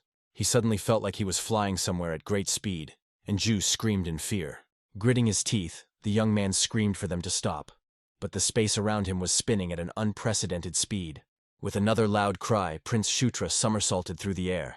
Coming to his senses, Ju saw that he was kneeling on the teleportation circle, and the others were looking at him intently. Caitlyn asked Shutra solicitously if everything was okay with him, but the young man had already pulled himself together and replied that everything was fine. Felicia was the first to exit the teleport and headed towards the ladies of the court who were greeting her. They began to chirp that they had been waiting for her, and that Lady Felicia was as beautiful as ever. Ju saw how the 6th princess, surrounded by care and flattery, smiled contentedly. The young man had a feeling that this was some kind of idol fan club, probably Felicia's servants and subordinates. Chris and Caitlyn were also immediately surrounded by courtiers, who showered them with compliments and asked how they were doing. Shutra smiled bitterly. No one greeted him. Only the laughter and whispers of the courtiers could be heard. The girls whispered behind his back, pointing their fingers at the 9th prince. It was unpleasant. Now it became clear to Ju that this was roughly his position in the Demon King's castle. The young man sighed and smiled. Well, no big deal. He expected that. Turning to the saddened Karak, the prince asked if he was ready to act. Shutra cheerfully told the orc that they were starting to gradually change everything right now.